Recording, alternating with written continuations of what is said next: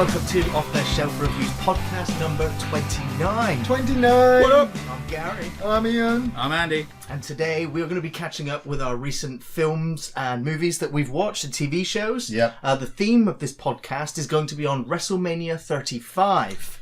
Yes. And of course, in the third part of the podcast, we will be answering your questions. So, the first thing that everyone kind of has recently been to the cinemas to see would be Marvel's Avengers Endgame.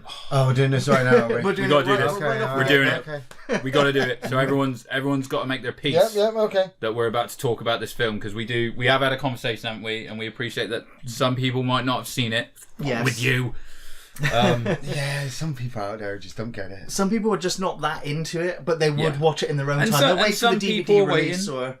You know? Exactly, and some people are kind of waiting for the crowds to die down because right now the cinemas are inundated. I predicted last year that Endgame would break all the box office records and will probably hold the record Smashed for being it, the didn't it? highest grossing film of all time for the next 50 years. And I don't ever see it being beaten. I don't even see Marvel being able to beat it. I don't see that. I don't think we see this event again. No. Like Probably not in not in our lifetimes. lifetimes, at least. No. You know, No, not in our lifetimes. I don't see how we see yeah, I agree a with that. franchise built up over that many movies into what it became. You know, Exactly, yeah. definitely. Yeah. But yeah, so what we said we're gonna talk about it. Yeah. So we're giving the fucking spoiler warning now. Yes. You need to get this out of you, don't you? I do. I need to talk about it because there's people in work where it's like you got to be careful. So a few of us have seen it, and we're kind of we're talking about it Yeah. because there's some people like close to us that Well, haven't I mean, seen it. just so. a heads up to everybody, we are planning our 30th podcast episode is going to be based on the MCU universe. Yes. You know, it's basically we want to talk about everything in that whole series. Yes. But now Endgame is out and everybody wants to talk about it, and I am so glad I got it spoiled for me.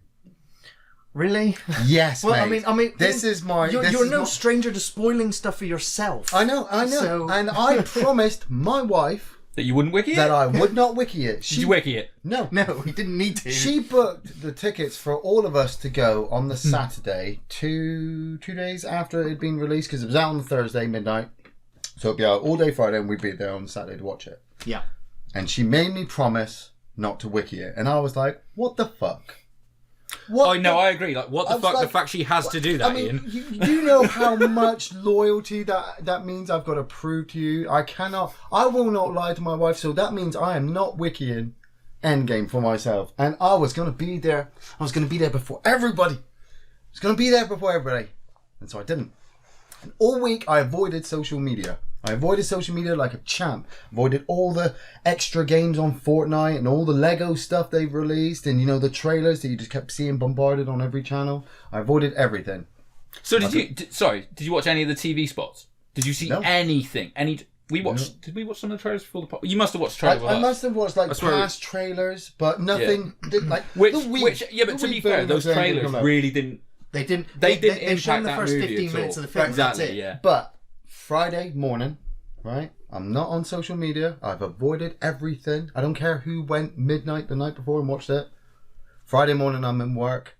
I go into a classroom. I look at a table, and somebody's written a massive spoiler in green pen on the table, and I'm like, "What the That's fuck?" brutal. Oh, kids are. And Yes, they are. They really are. you know, it was the big story one, point, the yeah. big one, right? But then I was in watching the film, and Doctor Strange looks at me in front of everybody, in front of the whole cinema, and he pulls up that finger and goes, and I was just like, the time stone's green, the pen was green. Doctor Strange came back and arranged this all so I could be sat here watching this absolutely amazing, fucking groundbreaking. And you shouted the spoiler out for the whole cinema. Oh man, I was this close. I was this close to screaming in that cinema. But I already didn't. knew. And yeah, I had it spoiled for me. That is a shame. I think going into the film, if you're a fan of it, of the Marvel films, going into it without knowing any spoilers and just having the film unfold in front of you, it's a special film. It's glorious, Yeah, it right? was totally. It's fucking glorious. It was totally. Absolutely glorious. I will say I wasn't as moved as much as I was Infinity War. I actually got more upset during Infinity War than I did Endgame. I think I kind of steeled myself with the deaths that occurred in Endgame. I kind of anticipated them. Half the galaxy died in Infinity War. You should technically be more upset. Right. Do you know what I mean? Yeah. It's like, fuck. See, I was more upset in Endgame because I was surprised of who dies.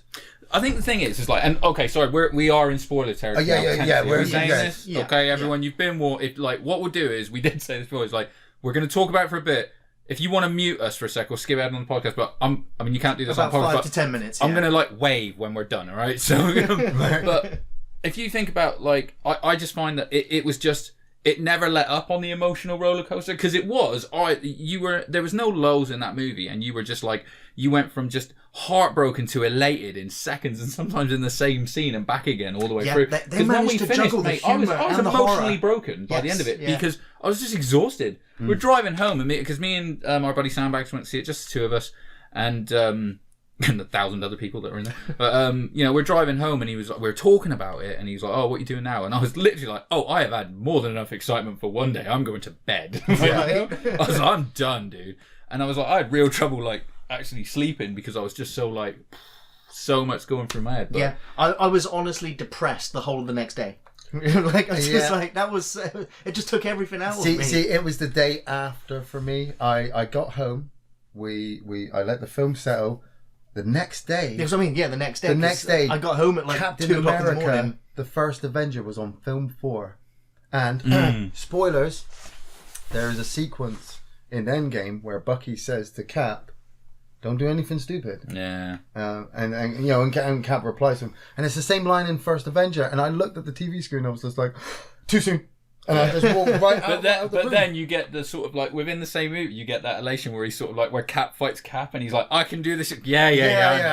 Like, and it's like they just ride this roller coaster. We watched Avengers Assemble again. That movie is awesome. The Hulk fight against the Hulkbuster suit in Age of Ultron. I said to you, didn't I? I watched Age of Ultron the other day, and this is the thing. Like I said, we'll go into this more next month, won't we? When we do the whole thing, but one of the main reasons that I love these movies so much, apart from being a comic book fan my whole life, is I think you can almost build yourself your own little scripts inside these movies, because when spoilers, when Cap gets hold of Mjolnir, and Hulk and Thor's like, "I knew it," because he's worthy and everything like that. We were watching Ultron the other day at home, and this isn't how they wrote it, I'm sure, or anything like that. But he literally, when he does that bit, they're all trying to pick it up, and Cap moves it an eighth inch, and Thor's like, "Panic," like that. In my mind, I'm like, he could have lifted that, but he didn't, because Captain America is the best of all of us, and he was like, "I don't need to rule Asgard," and he just let it go. It was more. You probably explained it. The directors are probably like, "No, he wasn't quite worthy then, but now he is because he's gone through more," which is way better, and why they do it, and I don't. But in my mind, my little internal Avengers story, I'm like, that's a great, he could have lifted that. Yeah. He could have lifted it. But I got to admit, when they were going in to see Thor in his little new Asgard.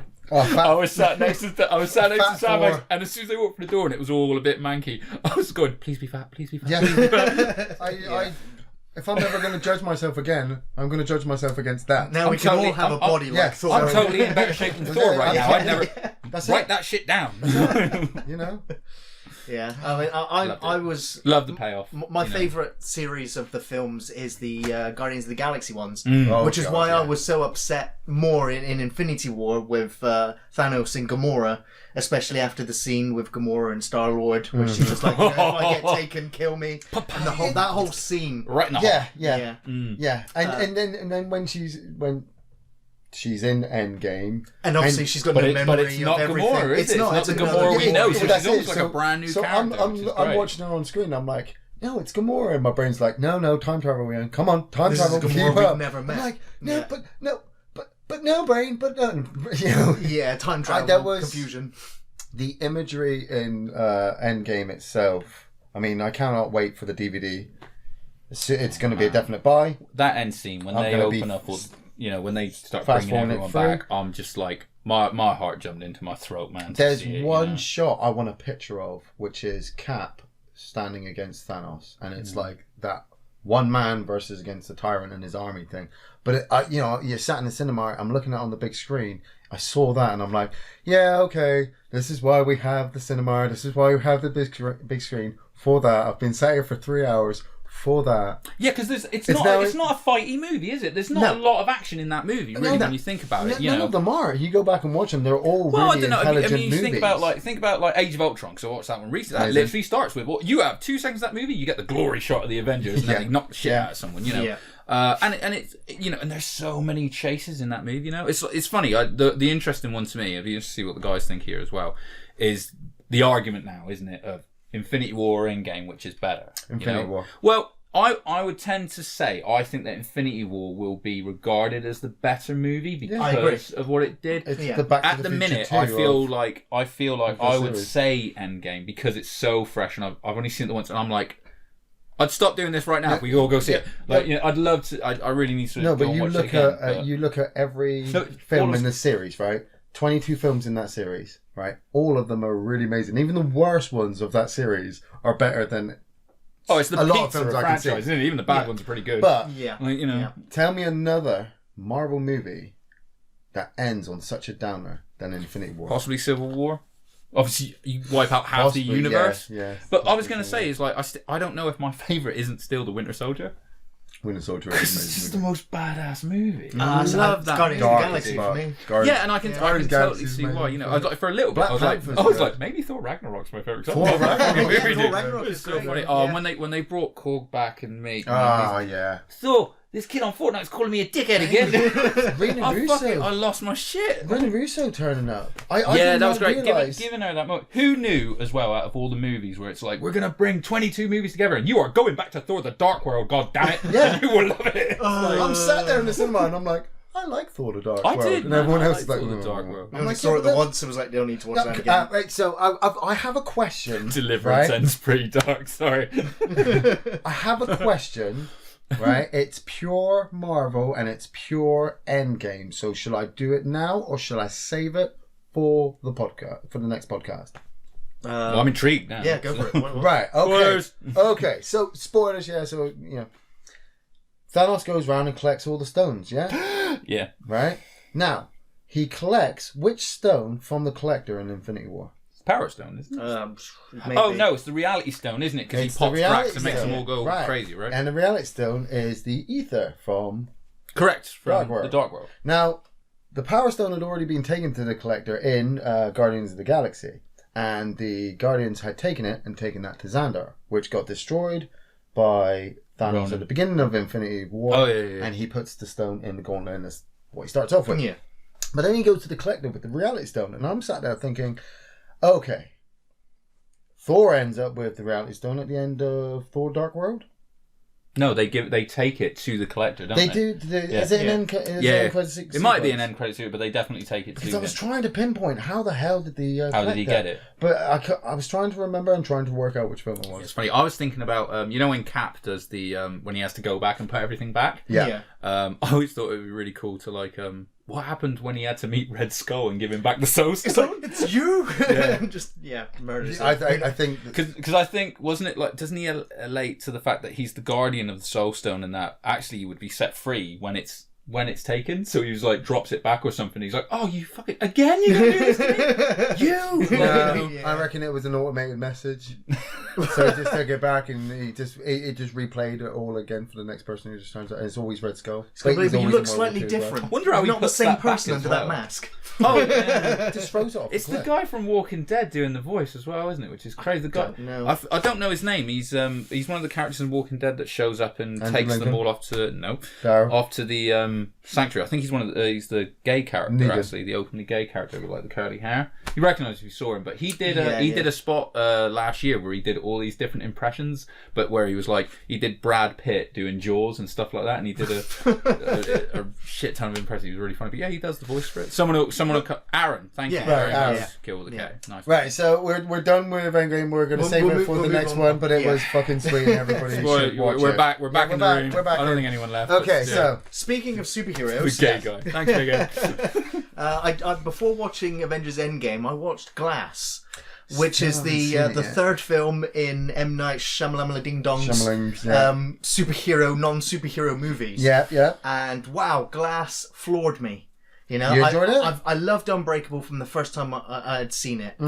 Split was interesting. It wasn't great, but it was a definite mark-up, compared to M. Night Shyamalan's recent film releases. Yeah. Glass floored me. I was like, I love all three of the characters, the heroes and the villains. Watching them all put into an insane asylum together, and the crux of the film being, none of you are villains, none of you are superheroes, you've all got brain damage, let me prove it to you.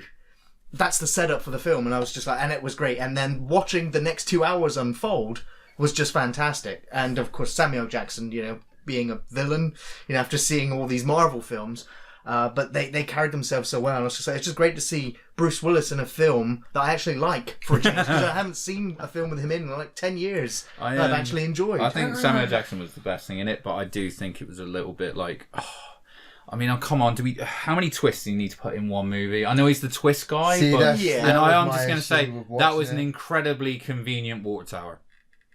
Yeah. Sure. Are you going to end that shit in a fucking car park? Yeah. It didn't. It didn't need to be a spectacle. It was like, I think after like a couple of twists, where it's like, I don't want to say like, we've done spoilers already. I won't keep yelling spoilers out now, but after a couple of twists, it's been out longer than just come on. You can do spoilers. But I haven't got round to watching Split yet.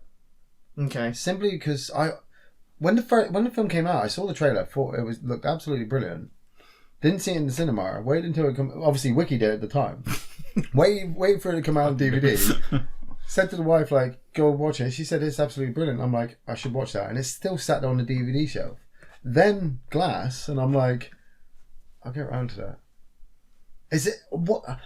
What is it about these M. Night Shyamalan movies that I could just kind of look like, with Glass? Because we've got a lot of people got so tired of his films. I think because you know it's gonna be, you're waiting for a twist as well. Yeah, that's it. I'm kind of looking at this third one, and I kind of wish they'd actually left them alone instead of actually trying to join them all up into a trilogy.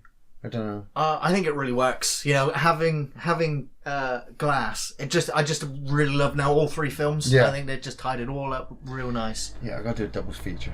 You should do a double feature. I definitely recommend. I'll probably do it after Endgame. But before I pass on the baton, so to speak, there's Supernatural season 14 just finished, and it's coming back for one more season. So season 15 will be the be all and end all. How many times have they said that for Supernatural? No. They've never said they've cancelled it. Yeah. No, they've never said they've cancelled it. But it's Supernatural. I've always been surprised it ever lasted the first season. I remember watching the first season and everything with the father and the mother being Yellow Eyes Demon. Yeah. So early days, and then you were on season 14 now. Well, it's just finished. Yeah, longest running series. Yeah, one of the longest running series ever. Yeah, especially in the supernatural kind of genre as well. No shows make it past series 7, 8. I mean, X-Files has done particularly well. 10, but season 14. Yeah, and coming back for 15. Yeah. Is it like when you say about it being cancelled? Is it one of those shows? Is it one of those shows that you have to wait on its own? You need to wait for them to tell you it's going to be new. Like Brooklyn Nine-Nine and stuff like that. Sometimes where you're just like, is there going to be another series? Supernatural was one of the highest rated shows on the WB or the CW or one of those. It's like the Shirtless Boy Network. It's done very, very well for itself. And Supernatural has been one of those leading shows, but it's creatively they've decided it's time to end. The last 3 years they've tried to do spin-off shows, and the pilot shows were episodes within Supernatural, but they all sucked. They weren't good enough. Not without your 3 or 4 main cast members. Yeah, it's just it just doesn't work. There's not, unless you've got one of those core characters in that spin-off show, it's just going to fall flat. But the Supernatural universe has been fantastic in exploring heaven and hell and monsters and relationships and family and all those sorts of themes. But it's been very funny. You've got your Scooby Gang. You've got your Scooby Gang, yeah. And if they change anything of the Scooby Gang, like try to expand on a new show, you're going to hate it. And so they've got to keep coming back, or they've either got to keep coming back, or they've got to end it like.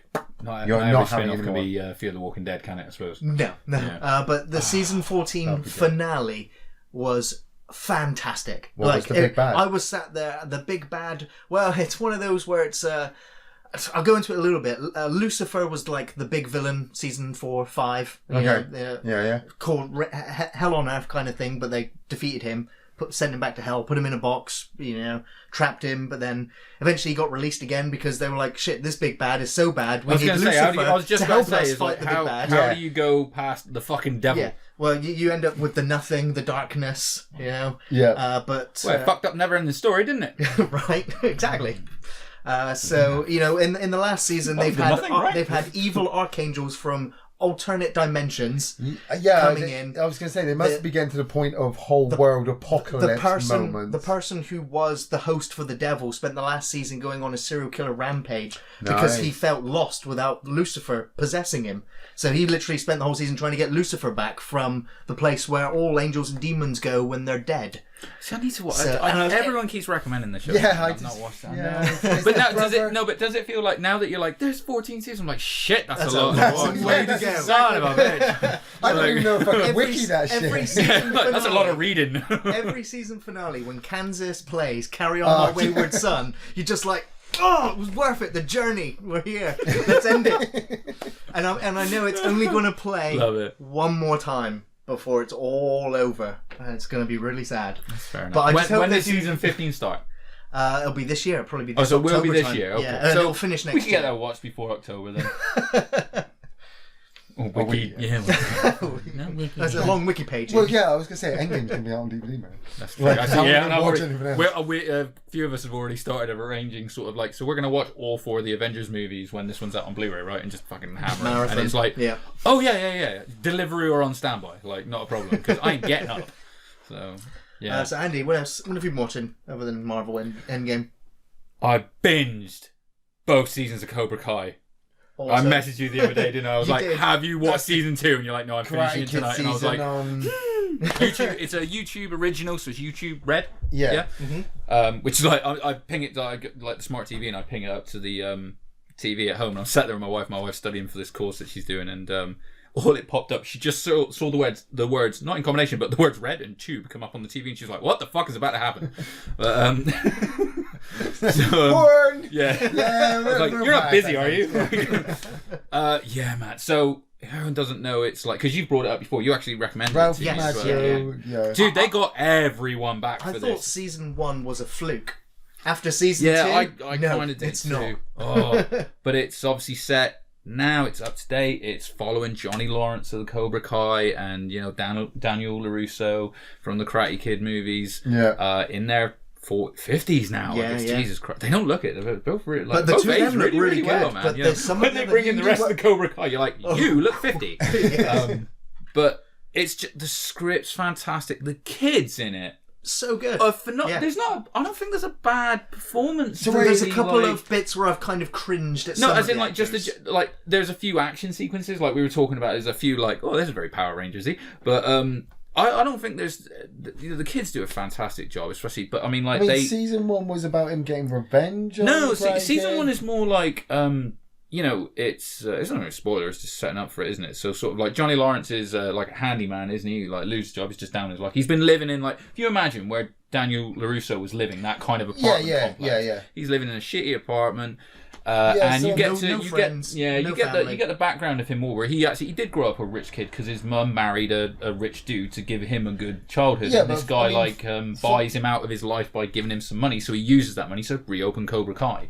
And then Daniel LaRusso, who's become a successful car dealer, has now got everything that you could ever want. He's a very rich man and respect. He's got these 2 kids.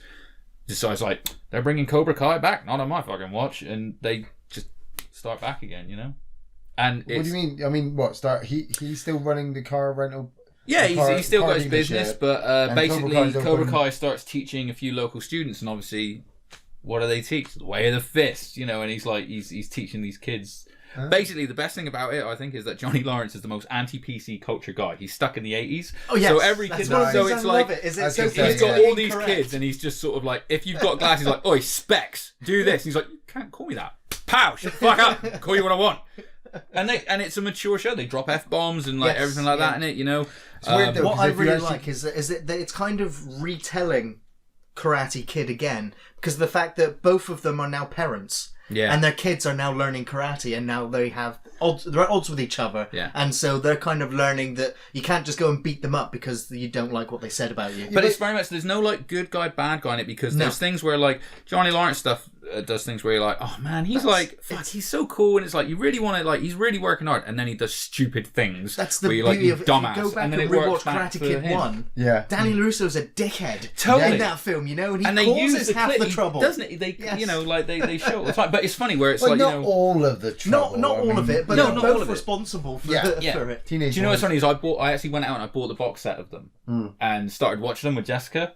So I was like, we sat there, like Donna was out, so sort of like Sunday morning, and we sat and watched Karate Kid 1, and she was a little bit like, I want to watch this, and like, you know, I was like, just trust me, I watched this when I was your age, you'll love it. And she's kind of half into it, and she thought Mr. Miyagi was great, she loved him, you know, she's like, he says so funny things and all this stuff. And then when it gets to the, well, that's the thing, when they do that big spoilers, when he's like, you know, show me sand the floor, and he starts blocking everything, he's throwing all these punches and blocking him, and she's like, he was teaching him how to block. I'm like, I know. Like, I saw this when I was your age. But it's the fact she got it. I need to show and then it to she, Dylan. well, I'll give you the box set. When she gets to the tournament, I was kind of like, you still want to watch this and stuff? And she was like, yeah, I want to see if he wins. Like, yeah, so she really got into it. And we started watching the second one and stuff. So yeah, it's been great, man. But I'd highly recommend Cobra Kai, man. Go out and watch it because you can get on and watch it. So they definitely get a season 3.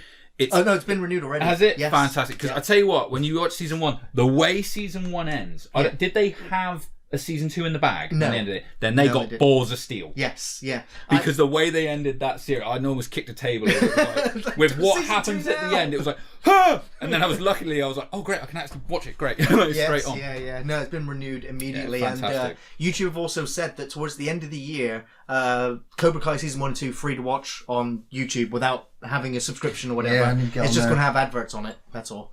Yeah. So yeah, no excuses then. I think it's great, and yeah, not a fluke. The first season, Absolutely. The second season just ups the ante. They've got more budget, more characters, and the storytelling just gets better and better. Absolutely. And it's really good. I've been watching 9-9, of course, keeping up with 9-9. Fantastic series. Absolutely great. It's just very good. It's just consistent. Love it. 9-9. Ian? Oh man, you know, between work and shit, I started watching old WCW Nitros. Decided to change up my wrestling aspect. I mean, I know what's kind Because of... AEW's come in, so you're like, I want to see what it was like when there was competition. No. And things were good. I was sat there one day and I wanted to watch wrestling, and I wanted to watch some old classics, some like old Ric Flair matches.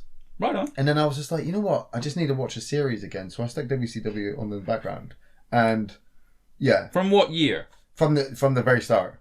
Oh, okay. Because From if the you were very like, start, like man. 97, I'm like, you picked the Pre-NWO. worst time for Ric Flair's life Mate, ever to watch wrestling. NWO, but I'm watching that, and it's just it's amazing. It was like 45 minutes long, you know, and you just seen Eric Bischoff just sat there with his black hair, just looking so young. And I'm Just the like, announcer. man, you're gonna throw so much money away. It's coming. I did binge watch all of the cut sequences from the new Mortal Kombat. I did that. Yeah. So it's Wait. Spoilers. Yeah. Spoilers. So they ripped off Injustice then, basically, Well, I don't know. and Infinity War at one point, and Infinity War at one point, Well, because it is Well, basically yeah, they- Injustice they- Gods they- Among Us. So I Yeah. haven't played the game. I haven't seen the cutscenes yet. I was kind of waiting for the game to go on sale. yeah. I mean, I wanted to, but then I saw a link and I was just like, you know what? I'm not going to get the game, and it's going to be a bastard to play through because I haven't played a Mortal Kombat game since the remake, and I did binge watch all the cut sequences before, so I'm up to date, and I wanted to see, and they're setting up for a new era. Yeah. You Yeah, I know, they can are, imagine that. from what they tell me, they set up the story so well in this. There's one particular sequence of cut sequence fight scenes between Liu Kang and Raiden, where if you're really good at knowing the Mortal Kombat levels, you'll see many different levels in the background that you're like, Oh, I remember that. I was sat down and I'm just like, you know, this is really interesting. That was Mortal Kombat 11. Can I see a Mortal Kombat 12? Is there going to be like a whole renewed telling of the Mortal Kombat story? Possibly, but I think didn't they do that already? Didn't Well, they well, this gone is back it. I in mean, time and Well, yeah, and they kind of, like with it, they If kind of do with this one as well. If they're setting up for a new it is era, literally like Injustice. Like there's a thing that happens, and we have good and evil versions of all the characters from different time periods. So Yeah, it's like yeah. I've seen this. yeah, but it's just modernized, I guess. But Yeah. but that's it. I mean, the way they set up this new era, I'm just like, I'll be really interested how you do this, because if you just bring the game back and go, we're telling this whole new story again where there's this evil guy coming in the background, I'm just like, bring us back Shao Kahn. Just give me some DLC with the other characters, because that's what you really want, really. At the end of the day. Sure. Yeah. Yeah. Yeah, I mean, I was put That's a off good getting point. the Someone game. in the chat's like, Mortal Kombat 11 is made by the same developers of Injustice, so yes. Yeah. Good Yeah. shout, dude. Yeah. So the reason why I didn't get the game was because of how much of a grind fest it is. There's pay to unlock, loot boxes, random boxes to get skins and when are they costumes gonna and learn, stuff. man? And that if you kind want of to stuff you grind, wouldn't be it's going to bothered. take you forever to unlock everything. So it's just like, and apparently they've tweeted out and just said, we're aware of the issues with people grinding and not getting the costumes and skins that they want, so we're going to work on it and fix it. But it's just like, you released it that way. You intended for people to pay more money to buy skins for the game. You're Yeah, absolutely but, right, yeah, yeah. but that's obviously your choice. You don't have to buy the skins. If you're a Mortal Kombat fan, a standard one like me, you would probably go. You probably go out and buy the game. I didn't even go out and buy the game. I didn't go out and buy the game because it was Picture gonna. wikied it. It was gonna kick. Well, it was gonna kick the ass out of me, because obviously there's gonna be some boss battles. But if you're like a purist Mortal Kombat fan, you'll pay that extra moolah for that extra Sub-Zero suit. Just to make but the no, character it's like look. £6,000 to buy all the skins, Ian. That's ridiculous. Yeah, It's disgusting. Yes, but there are people out there who own Star Citizen, and that's even more disgusting. Yes, it is. But that's not even a finished game, so... But saying that, I did spend $4.79 on 25 gold bars in Red Dead recently. You're part of the problem. You are fucking beat me part to of it. the problem. Have you never bought DLC or extra add-on for a game? Well, yeah, Don't but, I you mean, judge okay, me. wait, Don't you judge me. Sorry. Never There's a to buy difference. currency. Yeah, during there's a the game. difference Never. to going like, okay, there's a fucking 9-hour expansion to say like Oblivion. Yeah. Take my £9. Yeah. Like, Yeah, buying that. but at the same time, I work for a living, and I do what the fuck I want. Hey man, it's your money. Yeah, You spend that's it. it. You know what? It's You know part what? of the problem. That- I got now fast travel That on my is- camp. that I is- can that's fast a travel fair from my point. camp now. I got my explosive point. rounds. Oh man! At the same time, I'm still. I'm seriously addicted to Red Dead. I wake up and the first thing I think of is daily challenges. Like, what's my daily challenges day? I got. But you're not like, is my son fed? Yeah. Man, I go in the Priorities. I go in the front room. I'm like, if Dylan's not in bed asleep, he's in the front room on Fortnite. That boy can survive on his own now. He's pretty alive. The wife get a cup of coffee. Get him woken up, and then it's just like, right, okay. He's so, like, don't time to fucking go talk to me. fishing. Yeah, Boom. if Kick I the go door to shut. Players from Valentine, horseback. if I go to Valentine, I can do that. If I go to Sunday today, I was hunting pigs, and there was a guy at the pig farm. I rode over. He'd shot a couple of the pigs with his bow and arrow. Sorry. And what- Sorry. You were hunting pigs. Yeah. So you went to a pig farm. Yeah. They were just there. Well, I was hunting them for a challenge. Anyway, Fucking genius. How's that? Oh, right. I needed the It's a skin. challenge. I needed I'd the say skin. shooting fish Three and of them. farrow, but it's shooting pigs in a pen. Yeah, I had to Same, skin like- 3 of them, right? So this guy's there, he's got his bow, he's killed one and he's skinning it, and so he must be doing the challenge as well, and he's killed the other one, so I jump in the pen. And as I Is I'm this skinning the farmer other not one. like, the fuck? Yeah, the farmer's like a computer, he's just a computer character, he's just gonna stand there. But this guy stood there, realised I was skinning his pigs, right? As I'm skinning it, I picked up the thing, and I was gonna just take the challenge and drop the pelt on the floor and walk away. Right. But I held him the pelt, I've turned, he's dropped his pelt, pow, shot me right in the face. I'm like, right, okay. Welcome to Red Dead I 2 got- Online. Yeah, right. Yeah, welcome to Red Dead. I've got the challenge. That was 1 pig. I'll just come back and get the other 2 pigs in a minute. As I'm riding around waiting for them to respawn, I get a message from him. Don't. Oh, I thought you were going to be like, then one of the pigs went and made a house full of made of straw. I get a message. That was from easy. this By the guy. time I got to the brick pig, Right. oh, I get a explosive message from round. this guy. He messages me and he's just like, yeah, don't bother stealing my pigs. I killed those pigs, you bastard. Right? And he's just mouthing me off. So I reply and I'm like, your name Back wasn't in the on West, when men were men, it. Right? and sent messages to each other.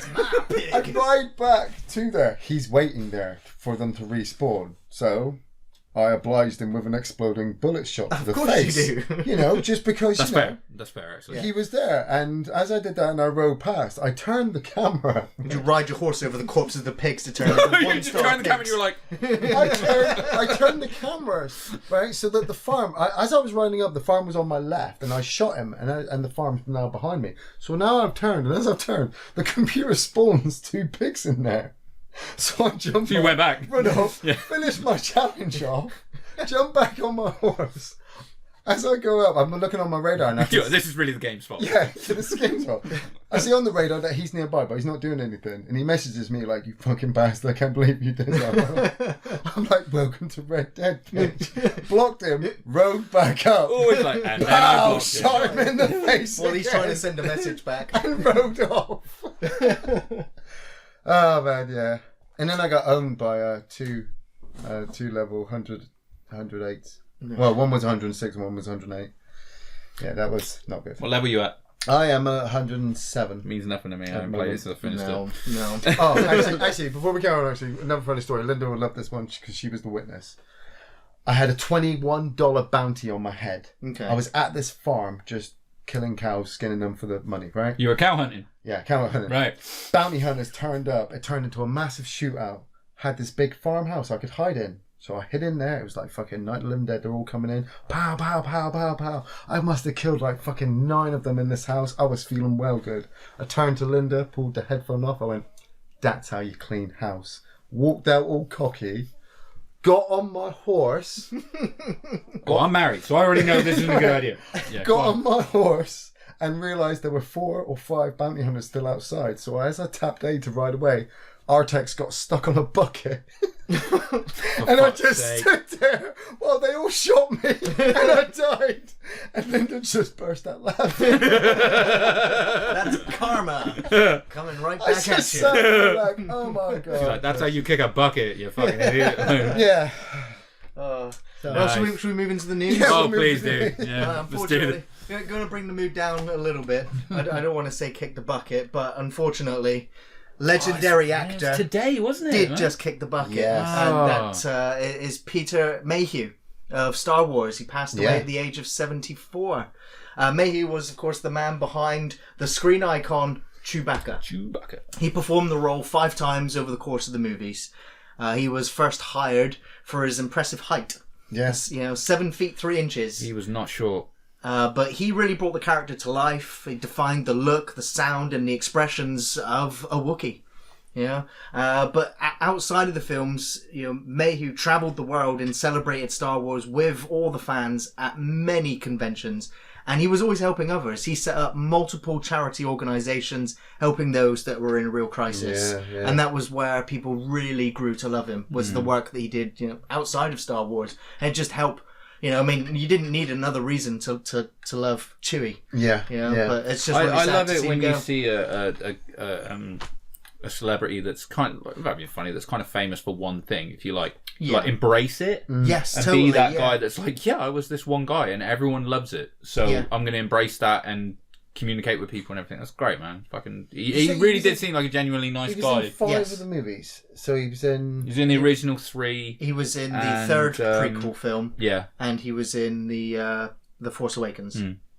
So he wasn't in Last Jedi? No, he was actually only in part of the Force Awakens and not in the Last Jedi. The Force Awakens was him handing over the reins to the next actor.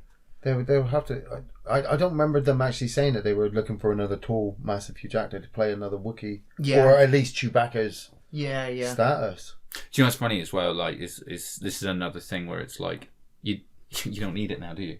You don't need to be 7'3" to play Chewbacca. Because what we can do now, so it's kind of like it'll be rare to get. Granted, J.J. Abrams seems to be a very tactile director when it comes to Star Wars. He likes things to be like very built and real, and so I could see him being somebody like, no, I want a fucking tall guy to do it, but you don't need it, so not it's pretty rare, isn't it? Now. So very sad to see him go, but he's left a legacy behind. Absolutely.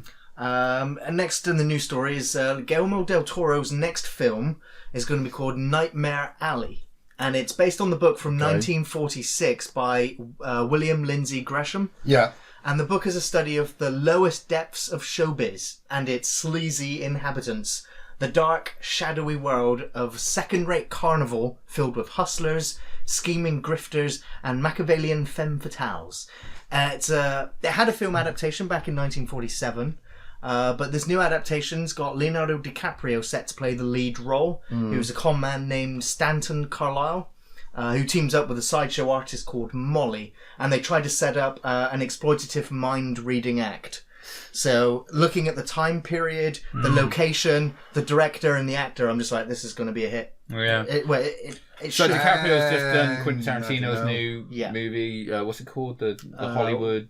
Welcome to Well, it's like Hollywood Murders or something. It's obviously based around the Manson around that time. Sorry, so he's just moving back through Hollywood through the ages by the look of it. Like, yeah. So that's I'm always excited for anything Guillermo del Toro. I mean, it sounds good, but I don't know about it being a hit. I mean, Del Toro's previous film won the best film at the Oscars. So. Yeah, but dark, shadowy world of it's there are people who don't get noir sometimes. That kind of 1940. But it will look like a Del Toro film. And that's have the look and feel of it. There are some people who still don't get Kronos. No, but I mean, look at Shape of Water. I mean, when was that kind of set? That was set in the like 1940s, 50s, 50s or something like. So it's probably going to look fairly similar to that. And that, like you said, won Oscars. So absolute masterpiece. Absolutely love the director, and so I'll watch anything that he makes really well. And speaking of favourite directors, Joss Whedon's new series, The Nevers, is now in pre-production at HBO, and kind of do love almost every HBO show. They have pretty much a stamp of quality on them. And the Nevers has been touted as an epic science fiction drama about a gang of Victorian women who find themselves with unusual abilities, relentless enemies, and a mission that might change the world. So Fox Force 5 then? I was thinking but Victorian women. Yeah, Victorian women. Joss has hired Buffy the Vampire Slayer writers Jana Spenson and Doug Petrie to pen the show, which starts filming this summer. Because I assume those two guys just live in his house. Pretty much. And he just bangs on their door. Get to work. In a cage. But we want to do the Jane, next Buffy Doug, show. No. front and center. What have you got for me? Yeah. This is no good. Get back in your cage. It's Halo. It was almost a film a few years ago, or a decade ago now, with Neil Blomkamp. Yeah. Which eventually that ended up being District 9, the movie. Because probably better. They at the time they were looking to 2 film studios to front the money to make the Halo movie. And the 2 studios just couldn't decide on who's. Yes, he was executive producing. Yeah. He was the one negotiating between the 2 studios, like, give this guy all your money. And eventually it never happened, and then we've had some half decent Halo kind of, I say, TV movies. Varying quality. YouTube TV shows. Yes, but now it's Pablo Schreiber from American Gods is set to play Master Chief. I can see that. That's good casting. It's being produced by Showtime. He's tall as fuck. That's all he needs, right? Because you're not going to see his face. He could be the next Chewbacca. It's expected to release in 2020 alongside the next Halo game, Halo Infinity. No real story information has been given except that they're introducing a new character as sort of a friend for Master Chief. Raiden. Unsure when the TV series is set, whether it's going to be before, during, or after the recent games, so whether they're going to start from Halo, the first one. I was going to say, fuck it, just go back and do Fall of Reach. Yeah, didn't you? Have him if you want to show him, because show him training. They said there's going to be an army of Spartans. Exactly. So is that original or have him? I don't think he was at Fall of Reach. No, sorry, as in the novel. So like you show his genesis of him training with the rest of the Spartans in that original class of guys. You got that. That was friggin', what was it? Forward Unto Dawn, the friggin' TV series. Yeah, but fuck that. Yeah, that was the kiddies version. Yeah, so I mean, like, do that. If you want to show him, you need the action. But you could also do it in flashbacks as well. So you get to progressively show that actor because you're paying for the dude's face, a good-looking guy, isn't he? And obviously, like you said, he is big. And then everything that's up to date, you never take that mask. It needs a budget. Showtime, sorry to stop you there. Showtime is Steven Spielberg's TV company, and Steven Spielberg was attached to the original Halo as well. As sort of an executive producer, but he was there like with the Transformer movies, so the big budget spectacle stuff. That's it. Well, that's what I'm thinking. Is like if you spend a load TV series, if you spend a load of money on the space stuff, then the actual other stuff to balance out the episode is probably just going to be the human element, chatting us through it, the fodder, which not a lot of people are going to get behind unless, Master Chief's on screen every 5 minutes, either talking or shooting something, which then brings in the budget issue where he's got to be shooting some kind of alien kind of looking Oh creature. my God. I'd love to go to that meeting where you're like, look, you need to shoot something every 5 minutes. Yeah. Done. Just walk out. And if not, and he's all the talking. writers are like, oh, fuck. He's talking us through it and explaining to us why he's not about to shoot why he's something about in to the shoot face. everything. Yeah. Because To play the game, chuck all the books and extended lore out the window. Remember Halo 1? We walked around Halo 1 like, should we touch this? We can't touch anything. We're just shooting everything. Yeah. And then the end of it... Have you been to the library, motherfuckers? I want to see the flood. Yeah. Yeah, exactly. That would be interesting if they brought 30-minute episode, no talking, just him shooting the flood for 30 minutes. And you're like, I remember this from Halo 1. Yeah. Like, this happened. And he talks us through it. Okay, so speaking of sci-fi, we've got more Bill and Ted news. Yeah. William Sadler is returning to play the Reaper. Fucking awesome. Death himself. Yeah. That's just that extra little, that's the icing on the cake of Bill and Ted 3. Can't fucking He's back. Take all the money. Do you reckon there'll be another game where they have a playoff? Like, I'm just thinking in my head, can you imagine if in a couple of months we're like, wow, Bill and Ted 3 was bigger than Endgame? No, I can't imagine that. Not even slightly, no. You remember you said that? Yeah. Because I'm Okay. I honestly expect. Like, are you Bill and asking me, Ted do 3 you to think get Bill and Ted 3 to make $1 billion? What I'm saying is you'll be sat in the cinema watching Bill and Ted 3, you'll see Keanu Reeves and Alex when it come up with Death, and God Gave Rock and Roll to You will play through the cinema. Yeah. It will just be you two, nobody else. Yeah, like- You'll be like, Totally Ian cool. was You're right. right, yeah. This was totally better than Endgame. Oh, you might find it more emotionally rewarding. Yeah, right. But it's no way gonna do. They Melvined me. There's no way gonna Cool. do big numbers at all. It's Yeah, but I mean, this is, you know what? This is the kind of thing where I don't think I've shown Jessica those movies yet. So I'll watch those with her and then take her to the cinema to see this if she likes it. Yeah. So you get that generation thing, don't you? Stuff like this comes back. That's the whole point. It's gone away and now you show your kids, you know? Yeah. Which is awesome. Pass I it on. totally possessed my dad. Oh shit, that was funny. I forgot about that. Next bit of news is the Umbrella Academy has been picked up for a second season. Nice. All of the cast are to return with some new faces joining them. sweet. If you haven't seen the Umbrella Academy, it's a great show on Fucking Netflix. great. Superhero, drama, time travel. Yeah. Great superhero TV show. It was written by a thing from My Chemical Romance. That's Yes, right, the lead yes. singer. Gerald Not Jared Way Leto. or something. Jared Way. Yeah.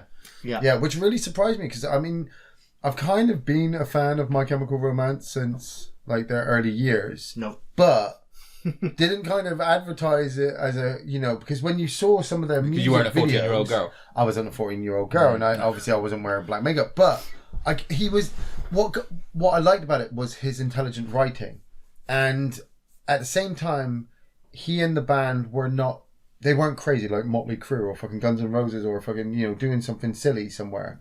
They were just obviously doing what musicians do. And so then when he actually quit the band and was like, I'm done with music, and wrote comics, and actually was doing very successful with them, I was like, that's why I liked your music, because you were intelligent, not about the videos or being a 14-year-old girl or whatnot. There was just something about your writing, and I think that really came over, especially watching the Umbrella Academy on TV. Very well written. Realizing how really good how show. well they translated it. It was good, but did you sort of like, from that first episode, I was like, I can call what's going to happen here by the end. Oh mate, I'd Not the comic the- book before, so I'd taken out a lot. Of course you did. sections, No, but I mean, with like the, with the 8th member or the 7th, whichever, the one, I've got no powers. Yeah. But still very, very good, Yeah, very good. Speaking of very good shows that are now coming to an end, Preacher, Series 4, the 4th series this year, will be its final. Yeah. Seth Rogen claimed on Twitter that they're not cancelled, it's ending on its own terms, and the final series will be available starting in August. Rogan's also said that it's been a wild ride and he wants to thank everybody for being a part of it. Seth Rogen as in director Seth Rogen. Yeah. He was doing Preacher. Yeah. He was the one who got the show off the ground. Man, I really need to watch Preacher. I do believe now they're doing. It's the brothers. What is it? It's the Russo brothers. No. It's another graphic novel. They've been busy. It's another very dark and disturbing the graphic Blues novel. Brothers. No, not the Blues is it Brothers. Four Brothers or something like that? It's called. I can't remember it right now. The Briscoe brothers. No. That's that fucking old WCW shit you've been watching. I had to go somewhere with that shit. But at least the creative team behind Preacher are just they're moving on to another comic book adaptation that has the same dark, gritty world that Preacher's in. Next news story: Akira. Ian, you and me recently just reviewed it. Yes. And word is that the live action film is yet moving ahead. Yes. It's set to shoot in California. Leonardo DiCaprio is a producer, and his own company, the Appian Way, has acquired much of the budget. Appian Way? Yeah. That's Leonardo DiCaprio's own film company. What other films have they done? I don't know. Oh, okay. Akira will be there first. But literally, because of a California tax rebate, Leo literally acquired a ton of money and just went all going towards the Akira remake, live action remake with Taika Waititi attached as the director. See, now that's all awesome. Did everyone watch director of Thor Ragnarok? I was going to say it sounded familiar. Did everyone remember Ghost in the Shell? Yeah. No, I have not watched it on simple consensus of it's going to be bad. It was on film 4, and I did catch the part where she does the backflip, but then I immediately turned it over because I didn't want to watch it. If you watch that movie and they played everything that they put in slow motion in normal time, that movie would be 30 minutes long. Right. Okay, yeah, okay. Because it's just 90 minutes of her in slow motion. Man, any manga film that is turned live action is just terrible. Yeah, I with this director, with the producers that are attached, with the source material, and a lot of people have said that Akira, the adaptation of the manga, it's a masterpiece. I was going to say, unless it's a picture for picture, and I say this very loosely. You know how Psycho remake is like a shot for shot? Yeah. Right? Yeah. Unless it's that, like a shot for shot, 2-hour live action. We're talking about the guy who directed Thor Ragnarok. Yeah. And Thor Ragnarok is kind of gorgeous to look at. Yeah. Dude, he's amazing, and he's actually just a great performer as well. Yeah. So I just hope that they take other stories from the manga that's not in the Akira that we know, so that the other characters or flesh out the characters. Well, yeah, they might bring in the religious woman and put more an emphasis on her, and then keep the more of the genuine, biker gangs. Maybe take out the scientists, have a bit more of a biker gang feeling, and maybe then they join together. They could easily make a more coherent story. Yeah, I don't think that they're going to deviate much from it. I think, like you said, I don't think it's going to be shot for shot, but it's going to be keep the same camera angles. Yeah. As in, I think the background's going to look damn near like exactly the same throughout the whole. Well, remember his arena fight in Thor Ragnarok, and the arena fight in that, and then if you just put the arena sequence from Akira, if he's able to. Well, yeah, man, really totally. Yeah, it could be, but it's it's not great. No. Okay, next bit of film news is that Disney and Fox have announced that they are not shelving the Alien franchise. Oh, please. They're still going to beat it. Some more. They're like, there's some more money in this dead horse. Yeah, there is. They've also said that the Planet of the Apes films that they've just acquired from Fox, they're not done with them yet either. So there's still going to be more Planet of the Apes films. The third one. And more I'm cool films with more Planet of the Apes films. Yeah, Planet of the Apes is badass. Yeah, Planet of the Apes never. Planet of the Apes just kept getting better and better and better. The next Alien film will be good if you just went, colonial marines going up against aliens. Yeah, that'd be sweet. It's something. That's it. That's all. But what do you think of the odds of that? Everybody dies at the end. I don't care. Slim to fucking none. Just make that one. Make some money. I think if Disney is smart and they want to know what the Alien fans want, and it's something that the Alien fans have wanted since Aliens, is more aliens. They deviated from what the fans wanted with Alien 3. Pissed off everybody. Not a single colonial marine in sight. Yeah. Alien Resurrection, a farcical comedy with the alien in it. Bad. Alien versus Predator films. then Prometheus, and then Covenant. But that's what is not in any of those films? Just have a single colonial marine. Yeah, just have no more colonial dropships. marines. No more Drop power ships. loaders. Yeah. No more It's what the banter. fans really No want. more quotable lines. We want Fucking quote me a line characters. from Prometheus or Covenant that's actually worth quoting. You know, thanks. So it's like. Actually, yeah, that's the death It's not screen. hard, is it? Yeah. I don't think it's that hard. When you think about, like, do you know what's hard? Is doing Alien. Yeah. Is giving you a film where you just put people in a claustrophobic environment and make a tense movie that builds and builds to this conclusion. That's fucking difficult. See, when it's like, I just want a bunch of colonial marines shooting a bunch of aliens. Is that actually that difficult? It should Apparently so. It should be a piece of piss. It's been 30 years and they still haven't done it. I can't think of a line from Prometheus, but I can think of a line from Alien Covenant. Yeah. You do the fingering. You do the fingering. I'll do the blowing. Oh, the film did the fucking blowing. That is the perfect quote. Yeah. It's so dick. Seriously. So the last bit of film news I've got for you is that Zack Snyder, he's had recent family dramas, Man. the whole he Justice League lost and a daughter, everything. right? So Lost a that was daughter. some fucked up shit. But literally Netflix have just given him $70 million and said, go and make your film. We're not going to tell you what to do. We're not going to send producers in to come and check on you on set. Go and do what you want. And he's making a film called Army of the Dead. Dave Bautista has just joined the cast. It's going to be an action horror film. Yeah, I'm gonna. Carry on. And Snyder has stated that this will be the most kick-ass, but self-aware, but not in the wink to the camera way, balls to the wall zombie freak show that anyone has ever put to screen. He said, "No one's ever let me completely loose like this before when it comes to making a film." Really? Okay. The story follows a group of mercs that are sent to rescue a scientist who is trapped in Las Vegas who holds the secret to a cure. But the mercs kind of get a little bit distracted with the fact that there's all these empty casinos filled with zombies, gold and money. And so the mercs are looking for a little bit of extra pay dirt whilst they do this job. Yeah. It was Zack Snyder who did Sucker Punch, wasn't it? It was. And he also did the Dawn of the Dead remake. He also did 300. He also did the other superhero film. But he did Watchmen. See, I like Watchmen, and I like the Dawn of the Dead remake. It's not as good as the original, but it's good. And I'm also a bit of a fan of Sucker Punch as well. And I know for a fact. Yeah, no, I'm with you. I'm with you. You're talking Sucker Punch. I'm going to drink. Yeah. I'm not drinking, but give me that bottle. You carry on drinking. I'm not.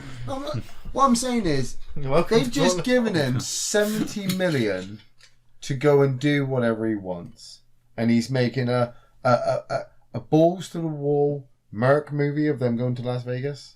Yeah. Okay, well, look, we just sat here for a few minutes and talked about how we just want colonial marines kicking ass. Yeah. Oh, I'll have that led by Drax. Oh, don't get me wrong. Oh God, I hope there's a fucking scene where he's camouflaged and people can't see him. That's what moving Because he just moves so slowly they don't see him. Zombie. I reckon Army of the Dead's going to come out. I'm going to think it's going to be funny as fuck, and Gary's going to absolutely hate it. Probably. But I want a spectacle. There's not been a good zombie movie in quite a while. Yeah, true. Although... What's the new one that's just hit Netflix, the new series? Black Summer. I've heard good things about cool. that. Except from him, apparently. No, I think... I couldn't even finish the first episode. I haven't watched any of it. I couldn't... I looked at... Because I was looking for another zombie show. Do you often think that people are just too... If it's got zombies in it, they're happy. I know a lot of people that are like, Kingdom but was I know, good. no, but I know Kingdom a lot of was people good. that will watch a zombie series where I'm like, oh shit, and they're like, oh, it's great, it's got zombies in it. And I'm like, is that the prerequisite? Is that what we need? It just needs to be about zombies.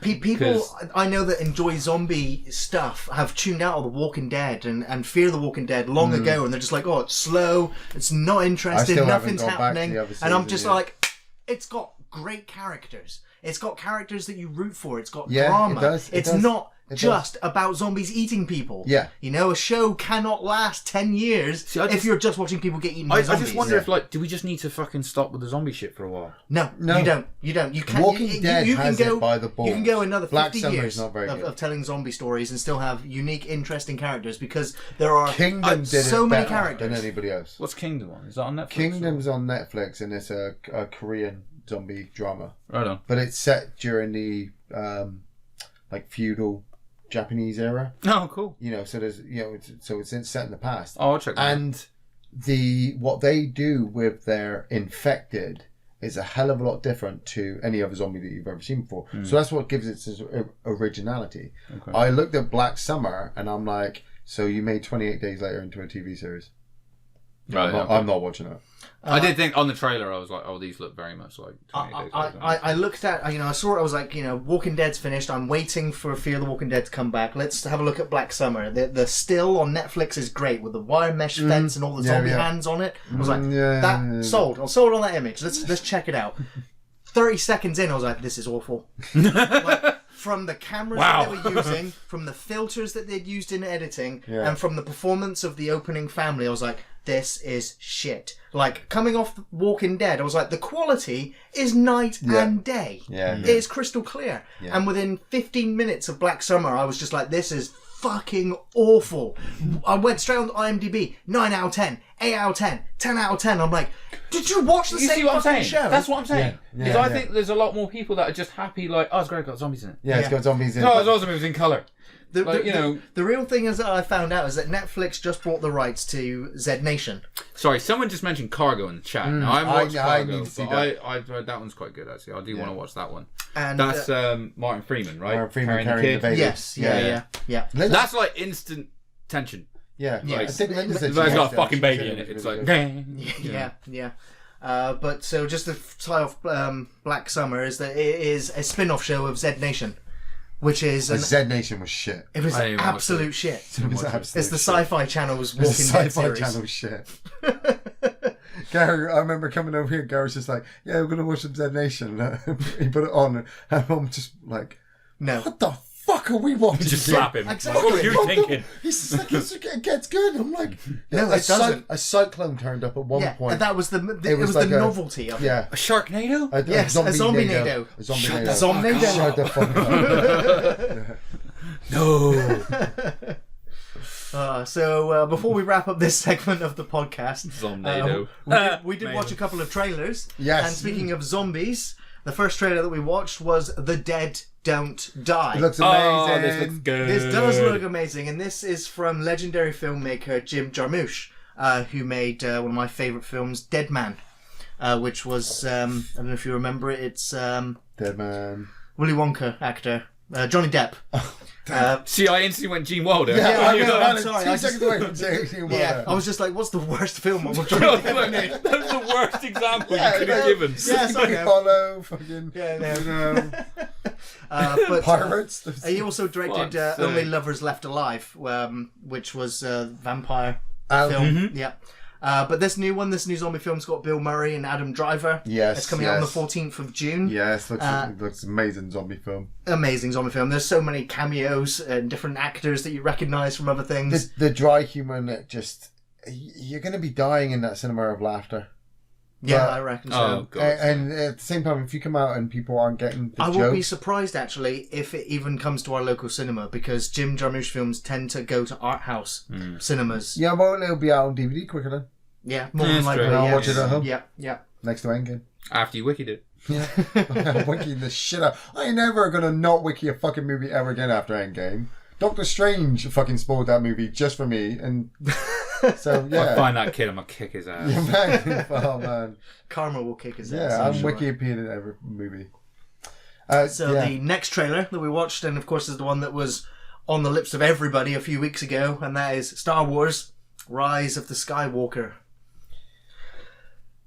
It's a good trailer because it's a Star Wars trailer. Yeah, exactly. So it's a good trailer. You keep telling yourself that, man. There are no bad Star Wars trailers. It was a good trailer. That's what we're saying. Of what?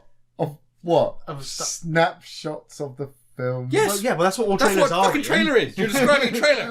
Wait. All right, calm down, Nancy Allen there. Right? All I'm saying is, the last fucking...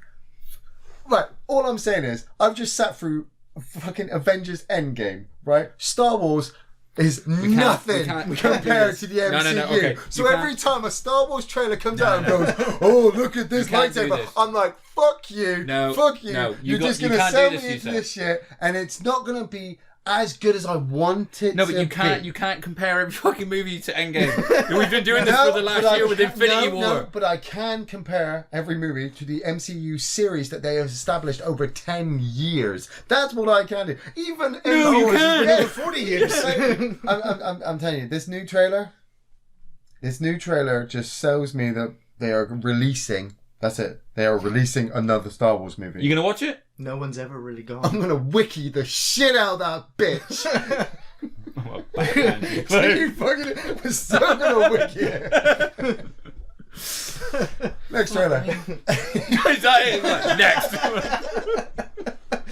Yeah, we'll get more back into Star Wars and the hype machine as we get closer to Christmas. I guess me and you will just talk about it when it's out. Like, fucking... Man, you can sell it to me, but it's not. I don't have to sell it to you. It's not my fucking movie. It's not going to do anything good. It's not going to do anything good. I mean, well, speaking of regurgitated crap, and Mark Hamill. You know, like they fired him from Star Wars, and now he's washed up doing voice acting again. As they've hired him for the Child's Play remake. I'm bitter that they didn't get Brad Dourif back. You know? Yeah. They're like, yeah, sorry, Brad, we're done with your like 9 Chucky movies. Thank you, Brinsley. We're gonna get Brad. We're gonna get. Fucking encourage him, dude. We're gonna get Mark Hamill now to do something different. Hey, Mark, do your best Brad Dourif impression. Oh man, man. Not smart. Bit of a fucking kick in the dick too, right? Yeah. Right, Okay. yeah. Like, as in, of the two, who do you think needs the payday? Yeah, Brad Dourif. Come Yeah. on. It's like... See now, was he asked? You Brad Dourif? No. Not at all. No, not even at all. Has he even said that? No, he hasn't said anything. He's just like done. But you know, I think he's waiting to continue the Chucky legacy of films that he's involved with the original actor from Child's Play, because you know they're what 9, 3, 6, 7, Are they 8 making movies? another one of them? They were planning to. Well, they were Absolutely planning to, but now to. obviously they probably in a court case battle trying to release this new Mark Hamill Child's Play one, which is probably going to make some money, but not enough that they hope to revitalise the series without Brad Dourif, and they'll have to bring him back. Yeah, I don't want to hope that the new Child's Play movie sucks, so that the old franchise can carry on. Yeah, but what if? Yeah. What if? But I do. I mean, because I haven't seen. Yeah. I haven't seen the most recent Chucky, and I've heard bad things about it. It has. Yeah, it's very bad. And I haven't. Well, I haven't watched it. I wikied it, and obviously know that there's. I know that. But what if he's not saying anything? That's what you said. He's not said anything, that they haven't asked him back, that he's not part of it, that he's... Well, Charles Lee Ray's not even a character in the new one. Yes, but what if he's hiding out? Because that is actually a spoiler. Maybe they do this whole new Child's Play story. He gets killed at the end, and Chucky is there. I don't know. To defeat the new Chucky, it just seems you need to cancel cut the Wi-Fi. You know? Yeah, right. Yeah, what's that whole scanning thing? It's like I get the feeling I could control him with my fucking Samsung. You know what I mean? Right. It's just like, just stop, dickhead. Fuck off. Yeah. Yeah, dude. I mean, look, I'll be honest. I don't give a shit about this movie. I ain't gonna lie. It's not one of my favourite franchises anyway, and it's just got worse and worse as it goes on. I will say they won the internet with a poster. Yes. They released the poster that mirrored the Toy Story 4 one, because they released on the same day, where Chucky's arm's walking away. It's the same background, and Woody's arm and hat is on the floor, and I was like, that is pretty fucking badass. I not going to happen, because if you're going to ask me which to pay for, I'm going to watch Toy Story 4. Yeah. So... I just know that we're not going to get the Chucky that I want until the last 10 minutes of the remake. Put him in airplane mode. Nice. They're going to. I hope that's the end. Chucky in the remake is going to be hiding in the shadows. You know, you're not going to see him killing. You know, the audience is going to be left guessing. Is Andy I do wonder killing that. them? Yeah, I do wonder that from the trailer. If it is going to be a lot of like, is this going to be like Leprechaun Origins, where there isn't a fucking leprechaun in it? Leprechaun Origins. That's what I'm comparing it to. You seen that piece of shit? No, because it's fucking Leprechaun Origins. Well, wiki it. Let me know what you saw. Yeah. Like, no, but you don't see the fucking thing in it. Like, they got Hornswoggle to play him, and I was like, why? I could have done it. I can't believe you looked at Leprechaun Origins and went, wow, I'm gonna watch it because he's gonna beat him all the way through. I like that dude. Not in Leprechaun Origins. Wait, I don't know. He weren't fucking in it. I tell you what, I will bring up something that's not on there about trailers recently, and I saw a few people talk about it in the chat. Yeah. What the fuck happened to Sonic the Hedgehog? Oh yeah. Have you seen this? Yeah. Why does Sonic the Hedgehog look like changed. a kid cosplaying as Sonic the Hedgehog? It's been changed. Or the child with like a child with the soul of a dog. Because he's CGI, he's being re-edited. They're threw up in my fucking mouth. They're re-rendering the whole film. Someone already did it online with like 2 minutes and Photoshop and went, drew his eyes for it, made him shorter, and just went, no. That is a still image, though. They have to do every frame. Yeah, but I mean, like, that's what you had to do. That was a fucking abortion. I'm sorry. I keep hearing this, right? And I love the fact that nobody has actually caught up that it's just a remake of Hop. I haven't seen Hop. The bunny one, right? It's the bunny one with James Marsden in, where he comes across a mythical creature that's somehow found its way into his world and has to save it. Rabbits aren't mythical. I only want to see Sonic. Bunny is. Oh, he's got Jim Carrey in it. I just thought it was a rabbit. No, that's it. Jim Carrey. Jim Carrey, I think, is the but it's like they've almost got like. They've asked him to come back as like Jim Carrey from like the early 90s and stuff. Yes, because he's tried to do serious roles. Is the hedgehog furry or spiny? Can they make their minds... Did anybody actually go and watch that recent Jim Carrey serial killer movie thing, Investigator 1? I know, there was a really dark... Which one was that? It was... I wikied it, so I'm trying to remember the date. But it was a really dark Jim Carrey movie that he did where it was before that TV series, the comedy one that you were talking about ages ago. It was before that, and I felt like it was when his court case was going on, so he was getting very independent art house roles that he was just taking anything he goes. Do you wonder if Sonic's just a payday then? Yes. Oh yeah, absolutely. Yes, totally. That's what I feel. But like what you said, he's coming back. But you say payday, but like, is anyone going to go fucking see that? Yes. Because they're going to redo the hedgehog. It's going to look funny. You got Jim Carrey doing this fucking 90s Dumb and Dumber fucking appeal. That's going to be funny as hell. You are going to take Jessica to see it. No, I ain't. Yeah, you are. No, I ain't. Right, on camera. All right. Kid, if you're watching this, we ain't going to go watch fucking Sonic the Hedgehog. 3 podcasts from now, he'll be like, so I took Jessica to go see Sonic Hedgehog. It wasn't a bad movie. It was actually pretty damn good. It won't happen. It won't happen. Well, I'm going to bring this first part of the podcast to a close. Me and him's going to have a fight with the camera. Well, that's appropriate, as we're going to be discussing WrestleMania 35 when we get back. Hopefully when we get back, WrestleMania 35 will have finished. What? Still going? Yeah, I think it is that long. It's 7 hours long. Fuck me. We'll be back soon.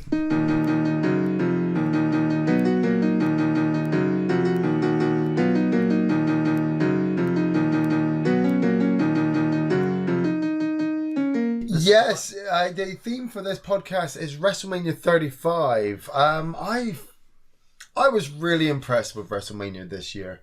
It's for those people who don't understand the concept, I suppose, of WrestleMania. WrestleMania is the biggest event in wrestling history. Oh no, not history. Sorry, the biggest event every year for wrestlers.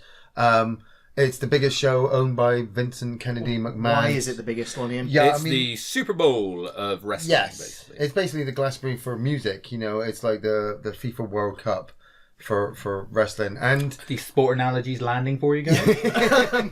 I mean, it's a big thing. It's become a big thing. Ever since Vince McMahon first actually made WrestleMania 1 and got together all these performers into one place and managed to sell God knows how many tickets, it blew up and got to this year's WrestleMania 35, which I was unsure for leading up to it. I mean, Andy, you and I always talk wrestling, and leading up to number 35, 2 big matches stood out for me.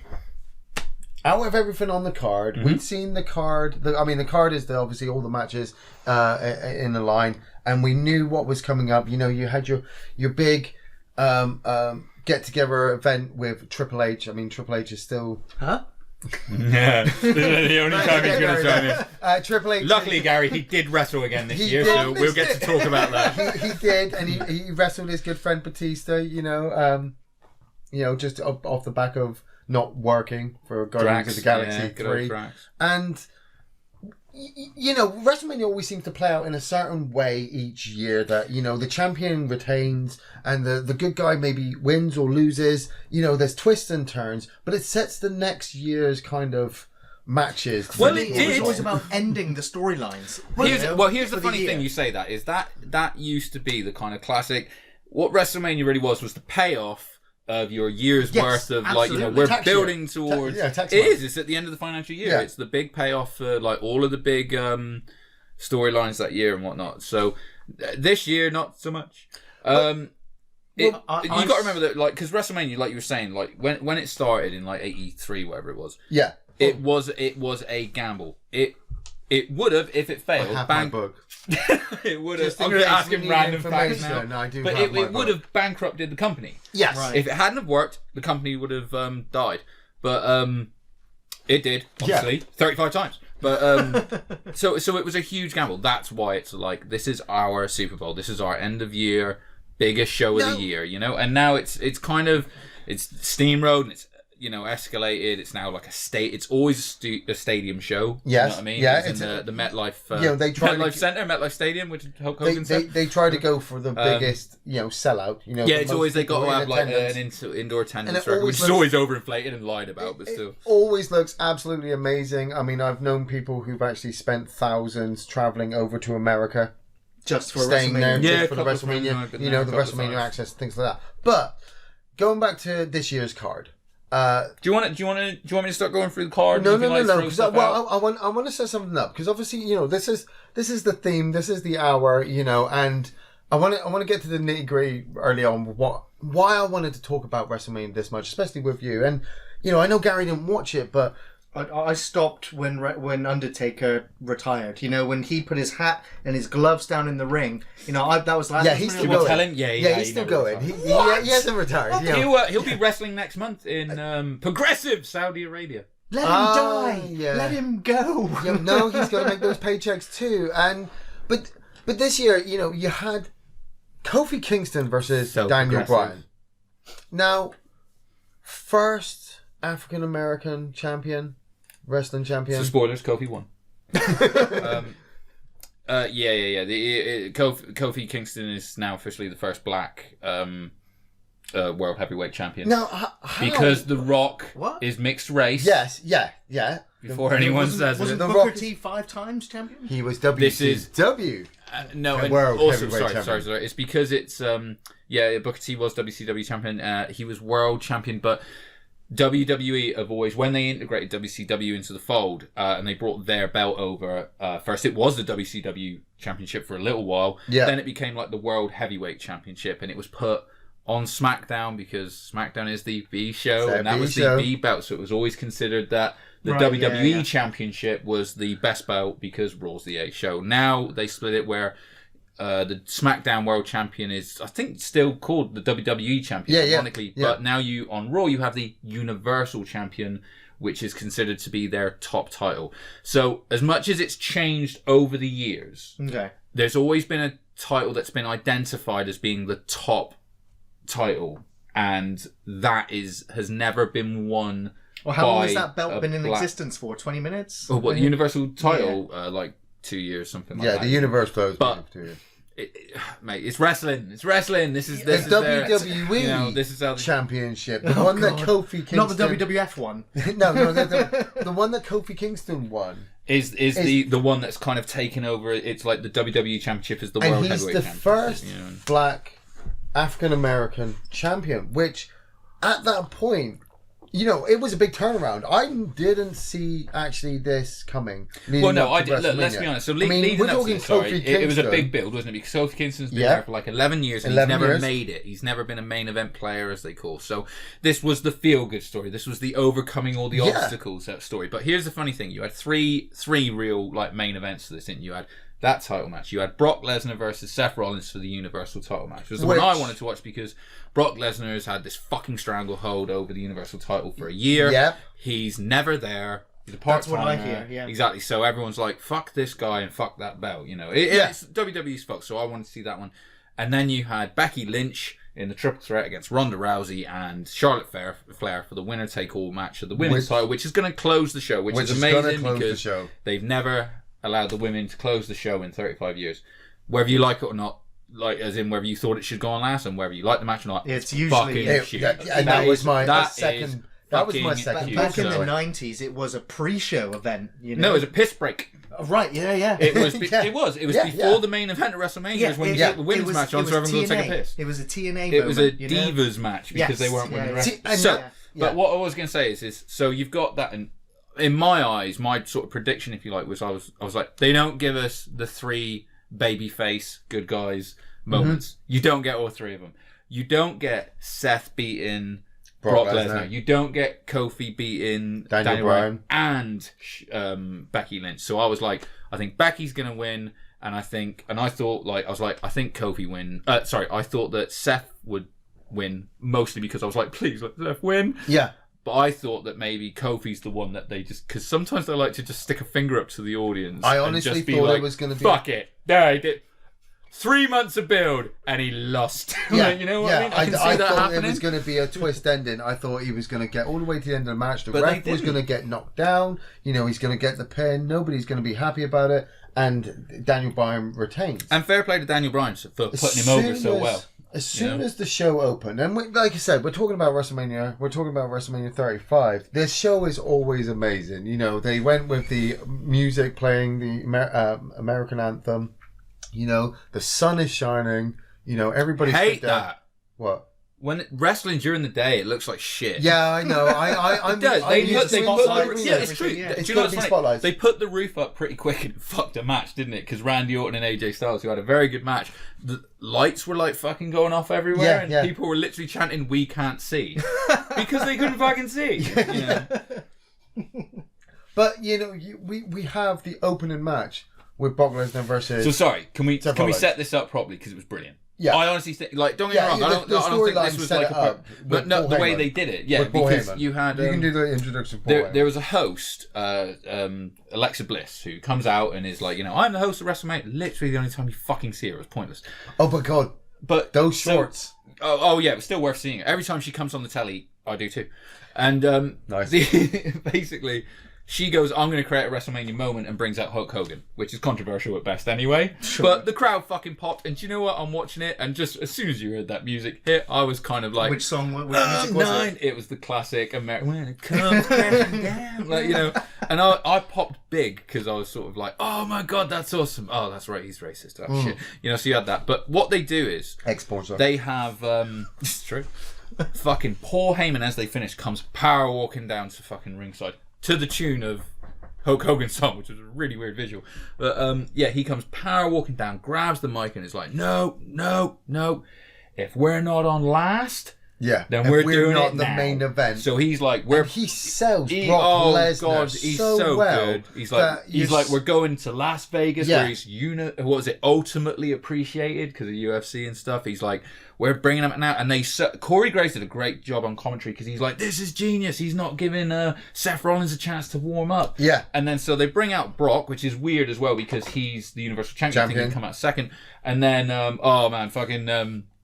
already called like next year is Seth Rollins comes out, doesn't he? And they do the Beast Slayer thing, right? This is his moniker because he beat Triple H and he became the King Slayer. Yeah, because Triple H is the King of Kings. Okay, right. So now they were like, is he going to become the Beast Slayer because Brock Lesnar is the Beast? He's going to defeat the Beast. Before the end of next year, at some point, he's going to have to defeat Finn Balor to be the Demon Slayer. And that'll probably be the main event next year. Nice. So timestamp it, called it. Yeah. But, okay. You know, he comes out even this great fucking entrance. And he comes out. Lesnar attacks him before he even gets in the ring. Spends 2 minutes kicking 7 shades of shit out of him and throwing him around the ring before the bell's even rung. And I'm just like, that's it. Fuck. We got another year of this bullshit. Yeah. I was done. I was like, oh, fucking believe it. Now, and they'd been teasing, like, when Seth had been taking him on Raw and stuff, he'd been kind of stopping him by just dick kicking him, which I'm all in favour of. Like, you know, if he came out, whenever you pow, get a dick blow, kick city. Especially at WrestleMania, you're just like, you can hear all the fans like, and so I was, that's the moment it's going to flick around. And I was kind of like, I was all the way the weeks before in Raw. I was like, "That's how he's going to beat him. Yeah, good, kick him in the dick." Yeah, and I'm fine with it. And as soon as he goes down, all he's got because his finisher is the curb stomp, you've just got to get Brock Lesnar down on his head. Well, yeah, he literally. Well, that's the thing. Well, what he does is like, you know, he's thrown around and stuff. They finally ring the bell, and he throws. You know, Seth Rollins is the master of selling stuff. He throws him in the ring. He's completely like broken. He can barely move. He throws him around a couple of times and goes into Brock Lesnar mode, which is I do suplexes. Well, his face gets really red. Yeah, he gets really puffy and like.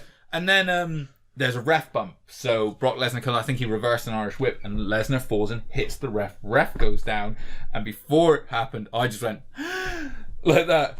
Pow! Dick kicks City. Kicks him right in the fucking dick. Just drops him. He goes down to a knee on his hands, and he jumps up, curb stomp, boom. Still doesn't drop him. Goes to the other corner. Jump. Bear in mind, this is like a one finisher normally. Pow! Second curb stomp. Well, yeah, he was going to have to do. I was going to say, it's a WrestleMania. Curb stomp Brock Lesnar into oblivion. On him. Pins him, and I counted along with the audience and fucking jumped, punched the air. Was like, yeah! It was like absolutely screaming. And I was like, I'm done. I'm happy. It don't get better than that. Or no, I was so happy. Every match that I took off, and instantly I was like, well, Kofi's fucked. Yeah, every match after that, like we said, we've got this big event with Kofi Kingston and the main event with the girls, which was standalone on its own. With this massive, huge opening, knowing that Brock Lesnar has now gone to UFC and you don't have to actually care about him anymore. He's not, though. Well, yeah, he's still going to be in the... No, he's announced he's retired from UFC. And he's going to Saudi Arabia with Undertaker and Goldberg next month. Because money. Yeah, money. Throw money in it. And progressive. Getting into the Kofi Kingston match against Daniel Bryan, I've been waiting for Daniel Bryan to actually relinquish that title for a while. I don't think his neck can take the heat anymore. Because he suffered an injury. Who did? Daniel Bryan. Okay. Career-ending injury. Ended his career and then ended up coming back as the general manager for SmackDown. And then ended up wrestling again at WrestleMania, which was a big thing because obviously he was a big hero. But then went this whole eco-warrior character. Yeah, he turned into a vegan. Well, he is a vegan. He was like basically, I'm going to be a vegan champion. So eco-warrior that the championship the belt is made of hemp and wood. It looked fucking dreadful, didn't it? No, I thought it looked brilliant. I was Get just like, the fuck out. No, it didn't. Be. It was a perfect belt for like a heel. Yeah, well, yeah. But that was a fucking terrible belt. But how he managed to turn from hero to heel so quickly. Brilliant. Yeah, he was great. Because we were so used to, obviously, I know you have no understanding for it, but you know how obviously faces work, Gary. You cheer for this guy so much that when he comes back after this debilitating injury, all Shawn Michaels style, they've cleared me for wrestling. The next step you want is for him to get the championship, and then as soon as he gets it, he turns it into this, the vegan belt, this vegan-sized belt, and you're like, oh my god! Because obviously it was made of leather. He's the bad guy. Sure. He's the total bad guy in this. Then you bring in, Kofi Kingston. Turns out the crowd loves to hate a vegan. Kofi Kingston. They're like, oh, this is very easy. Choice. We're very on board. He wasn't the original choice to actually face Daniel Bryan. There wasn't actually any choice to face him at that point. I think it was building. No, well, it was majorly Seth Rollins versus Brock Lesnar. No. But before Kofi was a replacement for Mustafa Ali in the Elimination Chamber. Yes, because he hurt himself. So that's why. That's basically why he ended up in that position to become a contender. Yeah. So it did come about by sort of accident, and they did like kind of go, you know what, for 3 months, let's get it done. But when you were talking about like the stories used to be like the combination of a year's worth of story, they're really not anymore. You'll get to like the Royal Rumble, and it'll be like, oh, we're going to start doing some WrestleMania stories now. But you don't get that. Yeah, I know. I know it's very short term booking, and I think it's the worst thing about WWE, unfortunately. But you don't think Kofi's going to be a champion for very long? Yeah, I think he's going to hold it for a little bit. How long do you think? Because he's got to go at least like 2 or 3 like months. Otherwise, what's the fucking point? I mean, he's about to fight Kevin Owens, isn't he? Like next week, and it's like if he just loses it, it'll be like, what's the fucking point in that? Biggie's out injured at the minute, so the New Day thing where there's 3 of them means that they're not going to be performing together as much. So they got time. Keep it on him. But then again, there were plans on splitting them up anyway, leading up. Dude, Roman Reigns is on SmackDown now. How much longer can that belt stay on anyone? Yeah, he will just Superman punch the crap out of it. So I mean, I would say as well. So, but it was a good match. It was a bit. I say I was wrong. We got the babyface moment as well. But so I was like, Becky's fucked. But it was like.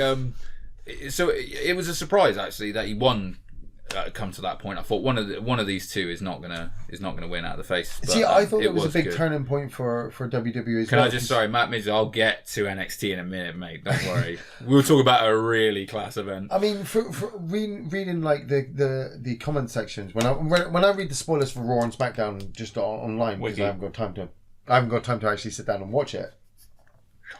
Because you're busy rewatching the old WCW from 1990, right? I know. Yeah, well, the network is at least a month or two behind the actual live show because of the contract they have so with the broken. TV. Yeah, so because I don't have the Sky Channel watching it live, I have to obviously read the spoilers. But then reading the comment section and reading what people's reactions were to Kofi leading up to that match, not actually winning the championship. Like with you said, after watching Seth Rollins win the first match, Kofi's fucked. Then him winning it, I honestly believe Vince McMahon may be the smartest businessman ever. I think he's got the biggest balls of any business. Right? I wouldn't say he's necessarily the smartest. No. He's a mad genius. I think, yes. So just sometimes he creates atom bombs. What if, what if Vince McMahon reads, or doesn't personally read, but actually has people read wrestling comment sections, finding out dude, they know exactly what the wrestling community is saying. Yeah. I'm just saying, So sometimes he's like, just fuck you. Sometimes what, he just doesn't what if care. he saw the build-up leading up to the Kofi Kingston match and was ready to actually just have him, lose to Daniel Bryan, keep Daniel Championship on Daniel Bryan. I heard that decision to send Paul Heyman out at the start of the show was a last-minute choice, which is why Hulk Hogan ain't that good an actor. Why he looked so confused for a minute. Right. It's not just his age. No, when Paul Heyman came out, you saw him stop and be like, the fuck are you doing on stage? Like, what's going on? This ain't the bit. Yeah. That was apparently a decision to be like, this is what we're going to do. They did it last minute. WrestleMania. Yeah, so it's Vince interesting. McMahon. Vince McMahon will just change his mind at the last minute. Interesting And be like, that you say, about them, do you think that that's what they were going to do? I still wonder if they were just thinking, like, we'll keep the belt on Brock. Fuck it. Do you know what I mean? What, and just have him just retain all the way through? I wouldn't be surprised. They'll do it anyway. But then again, they still didn't as well. They gave the belt to Seth Rollins. They gave the belt to Kofi Kingston, which, like I said, was massive. No, it was awesome. Massive change. Then we're building. But they spoiled it, didn't they? Really? Yeah, they spoiled it at the start. I don't know if you saw it. No. At the very start of the match, so we were talking about the vegan belt, right? So there's a plinth outside the ring, and Big E and Kofi, his partners, bring this box out on this plinth and put it on the plinth, and they cut to the camera right next to them because this plinth is Daniel Bryan's title is going to go on top of it, right? Right. Underneath it is the original belt because they give that. They're like, oh, Kofi doesn't want this belt; he wants this belt. He had it all along, and I'm like, they fucking cut to them sneaking it under the thing, and I'm like, they must have been watching the production truck, screaming to get the camera off them at some point. It was hilarious. But then again, like I said, giving Kofi Kingston the belt. But I was like, and I literally was like, oh. Spoiler. Live. But still a Congrats, great match. Kofi. still a great match. Great match, very great. Really enjoyed it. And props to Daniel Bryan for putting him over clean and playing second fiddle to his moment. That was there was no referee bump. It wasn't no crazy finish. They knew they didn't have to get a lot of false finishes, but like you said, there was stuff outside, but it wasn't like anyone cheated to win. Yeah, Kofi won cleanly. So anyway, before we do talk about the main event, we got to get Gary involved in this and obviously talk about the only match he gives a shit about. The only match he goes. The Triple H match, the annual Triple H dad outing, which is what this was. He does. So he is a dad. We get this match right. And I'm just going to say my piece on it, but we get Triple H versus Batista. It's been building for a couple of weeks. They didn't do a bad build because you had Batista come out and attack Ric Flair. Well, they had a little thing ages ago where he got Raw Evolution 25. back. What's the backstory to this? Because I didn't even know Batista was still wrestling. Well, back in the day, he used to be part of Evolution, right? Yes, yeah. Was obviously mentored by Triple H. Raw 25 last year, they have a moment where they bring out Evolution. What's Raw 25? As in the 25th anniversary show. Yeah. Okay. And they bring out Evolution and I literally went tracks then.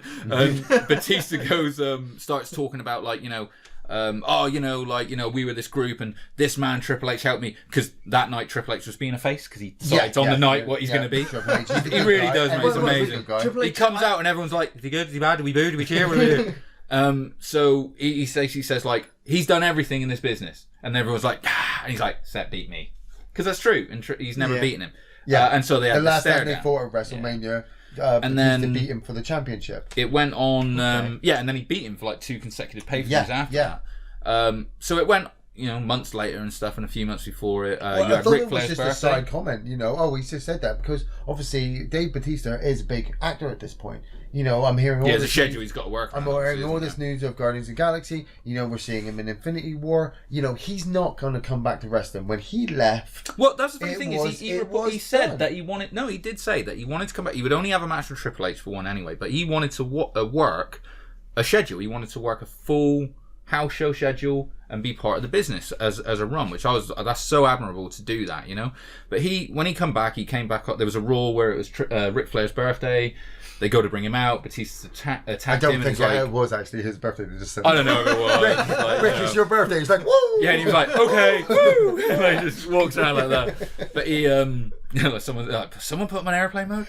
But, he attacked Ric Flair, and that's what it turned into. So basically, they set up the match where it was no DQ, because it's easier for them to have a no DQ match because they can just batter each other then. Throw each other around. And which I was worried about. If Triple H lost, he lost his career, which you're like, so he's gonna fucking win then, isn't he? Like, I mean, it anyway. Plus, he's got to get his win back. He might have retired, but the thing I was most worried about was the last. If Triple H lost, he'd retire from in-ring competition. Yes. There's part of you that thinks, well, he's got to at the some last point. match he was in. Give me a fucking break. Mate, the last match he was in, it was Shawn Michaels and Triple H versus The Undertaker and Kane in Saudi Arabia. That's why he do it. And he tore his muscle within the first 5 minutes of that and barely could lift his arm. I thought he was... was it his leg again? Yeah, not the infamous quad. I thought he was out at that point. Then seeing it all set up for Batista versus Triple H, I know it's a cash-in. I know what they're aiming for. I know Batista is... postponed from filming, shall we say, so he has to come back to wrestling for a while. Yeah. But I'm still building up for it. And when they had their introductions... Okay, sorry, wait. Can we say... No, I'll let you go, but can we just say, what you got to understand is, don't worry about the match.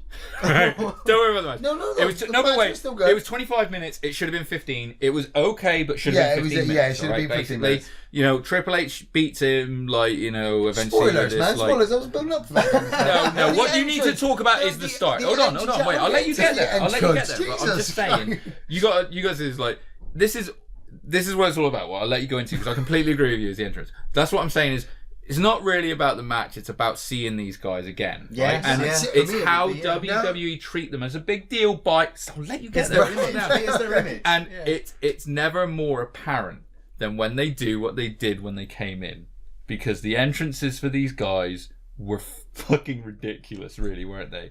So Batista came out first. I really loved them because I'll let you go. I'm at WrestleMania. It's a massive event. We've got all these people. I love watching WrestleMania at home. We all love the spectacle. I would love to go. That's what I'm saying. Yeah, and we that's all what love they the did with spectacle. I would love to go to these things live, but actually, if I'm being honest and true to myself, I'd rather be at home in my bedroom, eating a bacon sandwich, unpausing WrestleMania on the network, It's a little glimpse into his life, isn't it? and watching his entrance, and now he's eating a bacon sandwich on my belly. Batista comes out, right, in this armoured car with all these bodyguards, because he's like a load of FBI star. style cars. Because he's a film star. These are his bodyguards. He's using these guys. What's the lyrics to his theme tune again?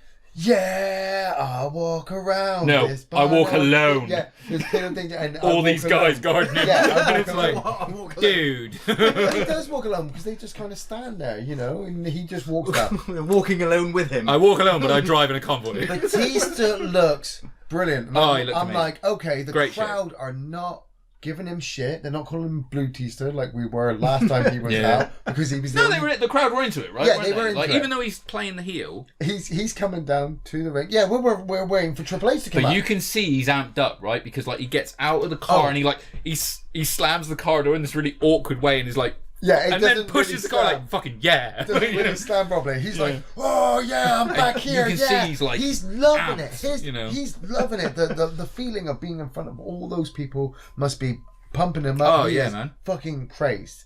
As he's coming down the ramp, he's looking around at all the people. He's loving the moment. He gets up the steps, gets to the ring, goes to walk in, and trips. Falls into the ring. Now I am WrestleMania. watching at WrestleMania. Now I am watching this moment for the first time, and I'm thinking, It's fucking glorious. oh fuck, he's drunk, or he's on Well, I something. do think he was just so amped up. Yeah, I he was was just, just- he yeah, just yeah, got I his was getting there, adrenaline I was running. getting there. Absolutely, He yeah. hit his leg, he tripped, he fell in. I'm thinking, Did he holy what? shit. Go Dude, straight he into the literally, ring, and he gets in kind the of ring fell a on his very knees easy and way, he doesn't kinda he? get up, You know, but he just everybody's goes in seen it. between the ropes, but he just Everybody in the trips. rings seen it. You know, we've got the professional the refs. Vince McMahon is fucking watching this. The shit. world just saw Triple it. The H, camera Triple was H right is there. watching this shit backstage. Everybody is like, and Batista, like we said, he's only just amped up, but he's so fucking amped up. He tripped on the rope as he walked through, and everybody's seen it. How did the crowd react? Well, you can't really hear it They because of the kinda kept- music. yeah, but they kinda kept here's the going thing: with is it. Batista's reaction was the best because he got up on the top rope. He started doing his pose, but he was kind of smiling and laughing about it, and was like shaking his head like He only popped back fucking live. outside, and I'm like, He did, didn't he? what's he doing now? The did it again. music's still going longer. The camera's still on him. The commentators are still going. The commentators didn't actually acknowledge his trip. No, of They course, were and kind- you wouldn't. They You were kind of wouldn't, quiet, and they just went with it. And Batista managed it so well that I was sat there and I'm like, this is Drax. Yeah. Yeah. He's a wrestler. You know, I know Batista. He has his bad days, but that was just a thing. He pops outside to the ropes. He says hello Look, to take somebody. two. Yeah, but it's how you carry yourself afterwards. Yeah, he carried You know what? himself You know so why well. he redid it, right? Yeah, he So they can cut it on the DVD. He followed himself round the ring, right, looking at all the fans, loving the moment, like loving everybody, like he wasn't the heel, like he was the good guy. Oh, he was laughing his ass off. Got back to the ropes, popped back to the ropes, paused for And like I could a hear Drax's second. laugh as well, by the way. When he's on the turbo, I can hear Drax's laugh. When he's Yeah. like, I have famously huge turds. Like, you know. Paused as he climbed in and popped actually fine, and it was It absolutely was very slow as well. like, Kind like of, what? Yeah, you, like, he kind of made eye contact with the crowd and just ran, Papa. yeah, like what you saw didn't actually happen. The music stopped. And then. Then this cut sequence happens up Mate, on the big you'd have been screen. wet as an otter's play the pocket. game. Oh, no. No, Joe, no, that no, didn't, it no, ain't going to didn't start happen with yet. just that. You can't Didn't just happen have yet. him come How out. did it can lead up? you? Yeah. I mean, cars were racing, weren't they? They were racing first. Right. It was No, like Mad it Max. was, imagine if they did Fury Road on a PS2. Yeah. Because that's how bad Gross. the graphics were. Like But it was WWE did a Fury Road. It was Mad Max Fury Road style with this car driving along with. You could see it was Triple H's eyes in it on a PS2. It was, oh mate, I'm it was just seeing so Twisted fucking Metal. bad. Yeah, I it can was literally sketch you about if I can draw it now. Yeah. But that's what they have, and then And Triple H comes out in this car. in but the it's- car from the video, basically. Yeah, but it's driven by. Some guy. Was it a guy? Well, it's We fucking old live in painted this chrome generation. dude, like, you know. I wasn't too sure at first. I thought it might. Oh, that'll be probably the be an design of the enhancement car. talent that ends up fucking Yeah, like Driving it what, WrestleMania 3 miles an hour. Yeah, Yeah, because he seems was to be holding the getting- back. He seems to be getting slower every year. Oh, it's yeah. like he's on his bike, and then somebody's driving the bike, and then he's in his car, and he comes down. Do you know what? I Because didn't even usually the pick up ramp's on like that. a mile long, isn't it? Well, That's what yeah, I'm it's saying. still but long. I remember you- Undertaker taking half Mate. an hour to walk down. You just made a really good point that I didn't even pick up on the fact that ain't it hilarious that in that thing he's driving 200 miles an hour and then comes out like, "Hey." Yeah, man. Yeah. I think I didn't notice it necessarily because I was just watching it like this is The some door. fucking horse Mate, shit. Takes The the door wind that out of the opened- sails, doesn't it? The door that opened in the big screen moved faster than their car. It did, and I was waiting for it to break in classic WWE style. But See, oh my god, then they go for their match. And then obviously you get to the bottom of the ramp, and then it plays time to play the game. Yeah. And he What- does Which that. he Once then, he's at ringside. No, but, and then because obviously he's so used to it, he has to take a shit ton of time to just get off the bike because he can't spit the water until the right moment in the song. Yeah. Right. And normally he's walking already down to the ramp, so he's like, oh, I've just got to wait this out But I about a think his- ramp's worth. I think his mum and dad were in the crew. Yeah, they were in ringside. the ringside. Yeah, they were so, ringside you know, because they interacted with him during the match. But yeah, to me, I was like, after the entrance, I was like, "What happened now? That was fucking hilarious." Jeez. It was the best setup, and after having those two great championship matches where I'm actually feeling good about how the event's going, I didn't mind the trip. And I didn't mind the match. Well, I mean, at least this match seems like it had its setup, you know? They do. Man, it's the Triple H thing, isn't it? They treat it like the biggest match. 36 years old, I'm looking at Drax the Destroyer versus Triple H. Yeah. You know, but it's not Triple H that I remember that. You know, the Triple H that I've just been watching an hour before, 1998, you know, with the terrorizing hair, in WCW. Terrorizing with the huge muscles, you know, getting with Stephanie. You know, let's not beat around the bush. His prime, maybe. Yes. Now I'm watching Triple H hit the dad. Yeah. It's two dads fighting in a swimming pool. And I'm looking at because they got tights on. It's like two dads fighting in the But when I mean, he hit him with a spine buster on the stairs. Oh no, it's a power bomb. And I felt it. Do you know what? That was such a dangerous spot because he couldn't see anything because he had Batista in front of him. Yeah. And he must have just been like, I hope it's about here. Bang. Whoa. And it's like...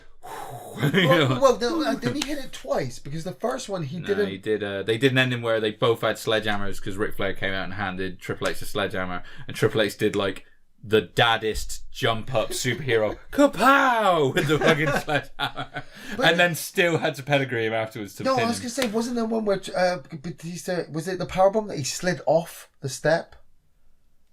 That might be the spot. Yeah. You might be right. Sorry, I just always remember the power bomb. Yeah, he hit the power bomb so hard. Batista hitting the step. There was a point in it where Batista was wearing a nose ring. Triple H got a chair and stuck him there and got a nose ring. Got a pair of clippers and pulled his nose ring out, and it was like a really funny because they got in really close with the camera, and you see it hook, and then you see Batista go ah. And then the fucking nose ring is out. It's really funny. But in this day and age where you're not allowed blood, you know, we're always talking about. Yeah, I mean, it was violent, right? That's the thing. You know, we're always talking about how the matches have to be, you know, technical. You know, we've got to go for technical marvels. But I've just gone through the Seth Rollins match. It had a spot on the card, definitely. I just think it was too long. I think they just took too much time. It filled the time because we were looking at what, a 5-hour show. If I was a Triple H, 7-hour Triple H fan, I would have enjoyed the entirety of the time on you screen. would enjoy that. You probably would. You'd probably enjoy it now. Because obviously, being a Triple H fan leading up to that point, I've been enjoying every one. I think that I'm just more like, do you know what? They could have dropped that by 10 minutes and not had a 1-minute squash match between Samoa Joe and Rey Mysterio. Yeah. Although I think that Rey was injured, so it kind of like they did that for a reason on the fly. Well, but the also, most recent one was. I'd rather see a longer match for, like, say, Finn Balor, you know? I mean, like, there was some waste of time because there was two matches. Yeah, there was 2 matches on here that didn't need to be on it.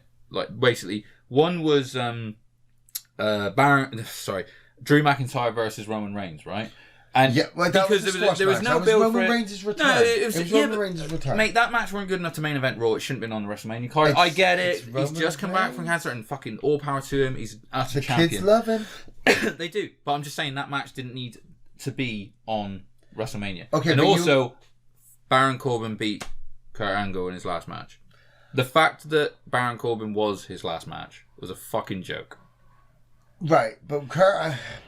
I've been watching Kurt Angle's matches leading up to his WrestleMania match. They've not been great. He should not have been wrestling. He should not have. He cannot move his neck to the point where every time I see him on screen, he looks so stiff, and I feel so bad for him. Oh, he's got old school Batman turn. I was about to say. He wants to he has the Michael Keaton it. Like, you know? All of his interviews that he talks about when he's talking on WWE, he talks about his time in TNA and about how he just hit after he left WWE. Him and Vince were so close.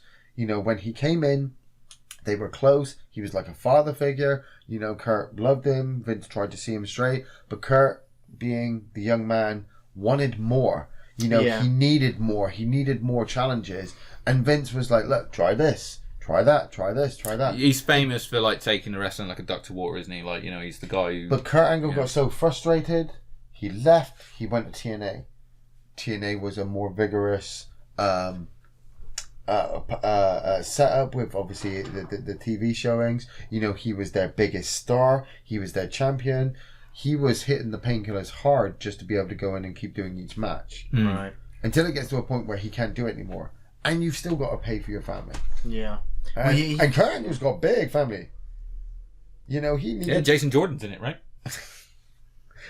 No. He's got like 9 kids. That was K-Fan, man. Oh, I didn't know. But don't ask.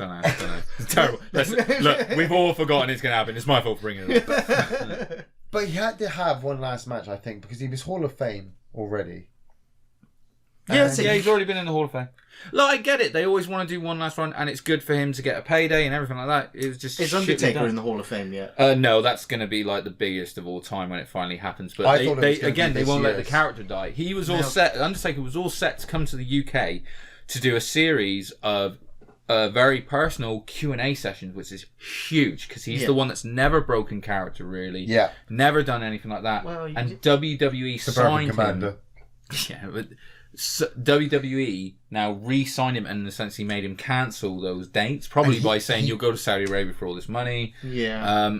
So Undertaker won't go in the Hall of Fame. They won't have him stand up and talk as Mark Calloway until they're like, that's it, we're done with the dead man thing. He's never at the Hall of Fame. But I really you don't see him because, and I like that, they protect the mystique of his character. It's awesome, but he's still going backstage. But he did have a good moment on the Raw afterwards, wasn't he? Probably the best moment of the Raw the next night is Elias. Elias, who's this guy who plays guitar, and it's like he starts playing guitar and then he gets interrupted. I saw footage of that. Yeah. So where he's like, the next person to interrupt me is a dead man, and I swear to God, you heard a collective gasp where they left it just long enough before the dong went off. About that. It was like the next person to interrupt me is a dead man, and everyone in that arena went like they knew it was going to happen, and dong, and erupted. It was brilliant. I love moments like that. The thing that I think is actually getting really good at the moment is we are starting to stem away from the older wrestlers.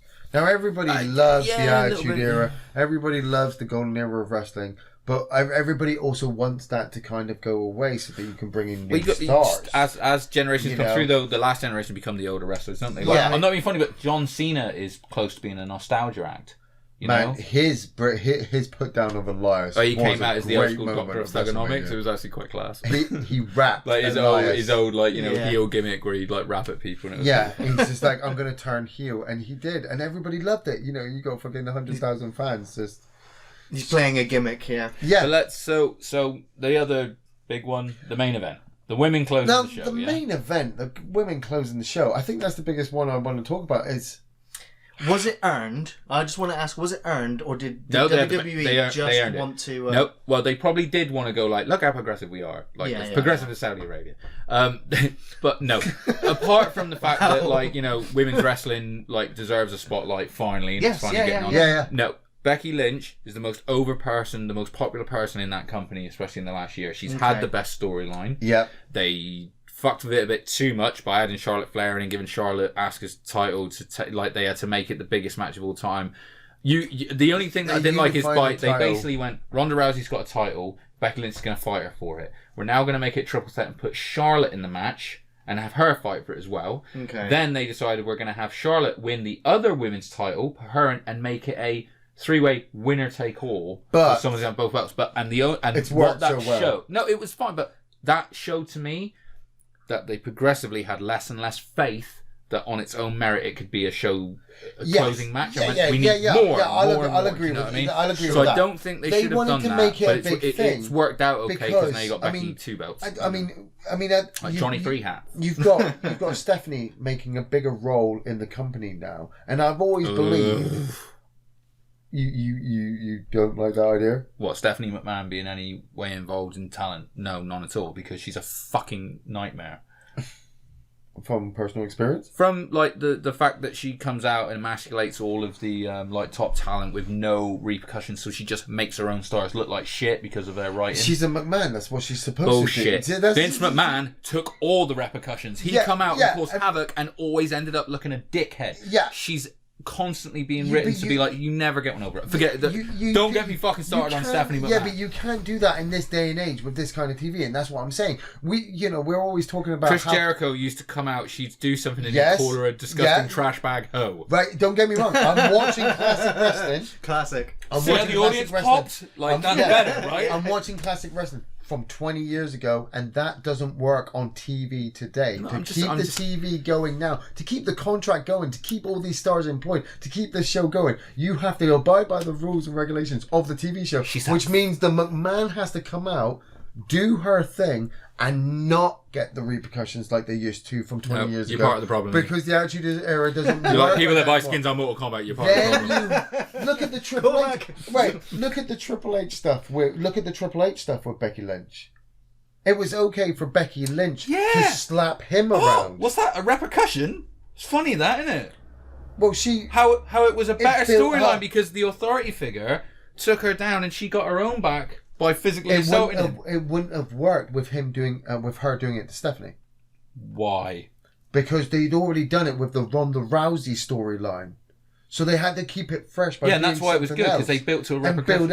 And build it up. Everyone likes a bit of girl on girl. Yeah. And we already had that with all three of them. Now, I got a bit confused as well with the Charlotte Flair Asuka stuff as well. But what do you think of the main event? Sorry, because we've gone off on a tangent. And slagging Stephanie McMahon. I absolutely. It's going to happen more than once. Stephanie McMahon she was a great villain. You know, yes, when it was being written properly. Yes. Yeah. But anyway, sorry. So go for it. What do you think of the match? The main event's match was really good, except I'm still unsure about the ending. Okay. I thought the ending worked really well, and then hearing after that people got fined and kind of blamed for not selling the ending that we were supposed to get. No.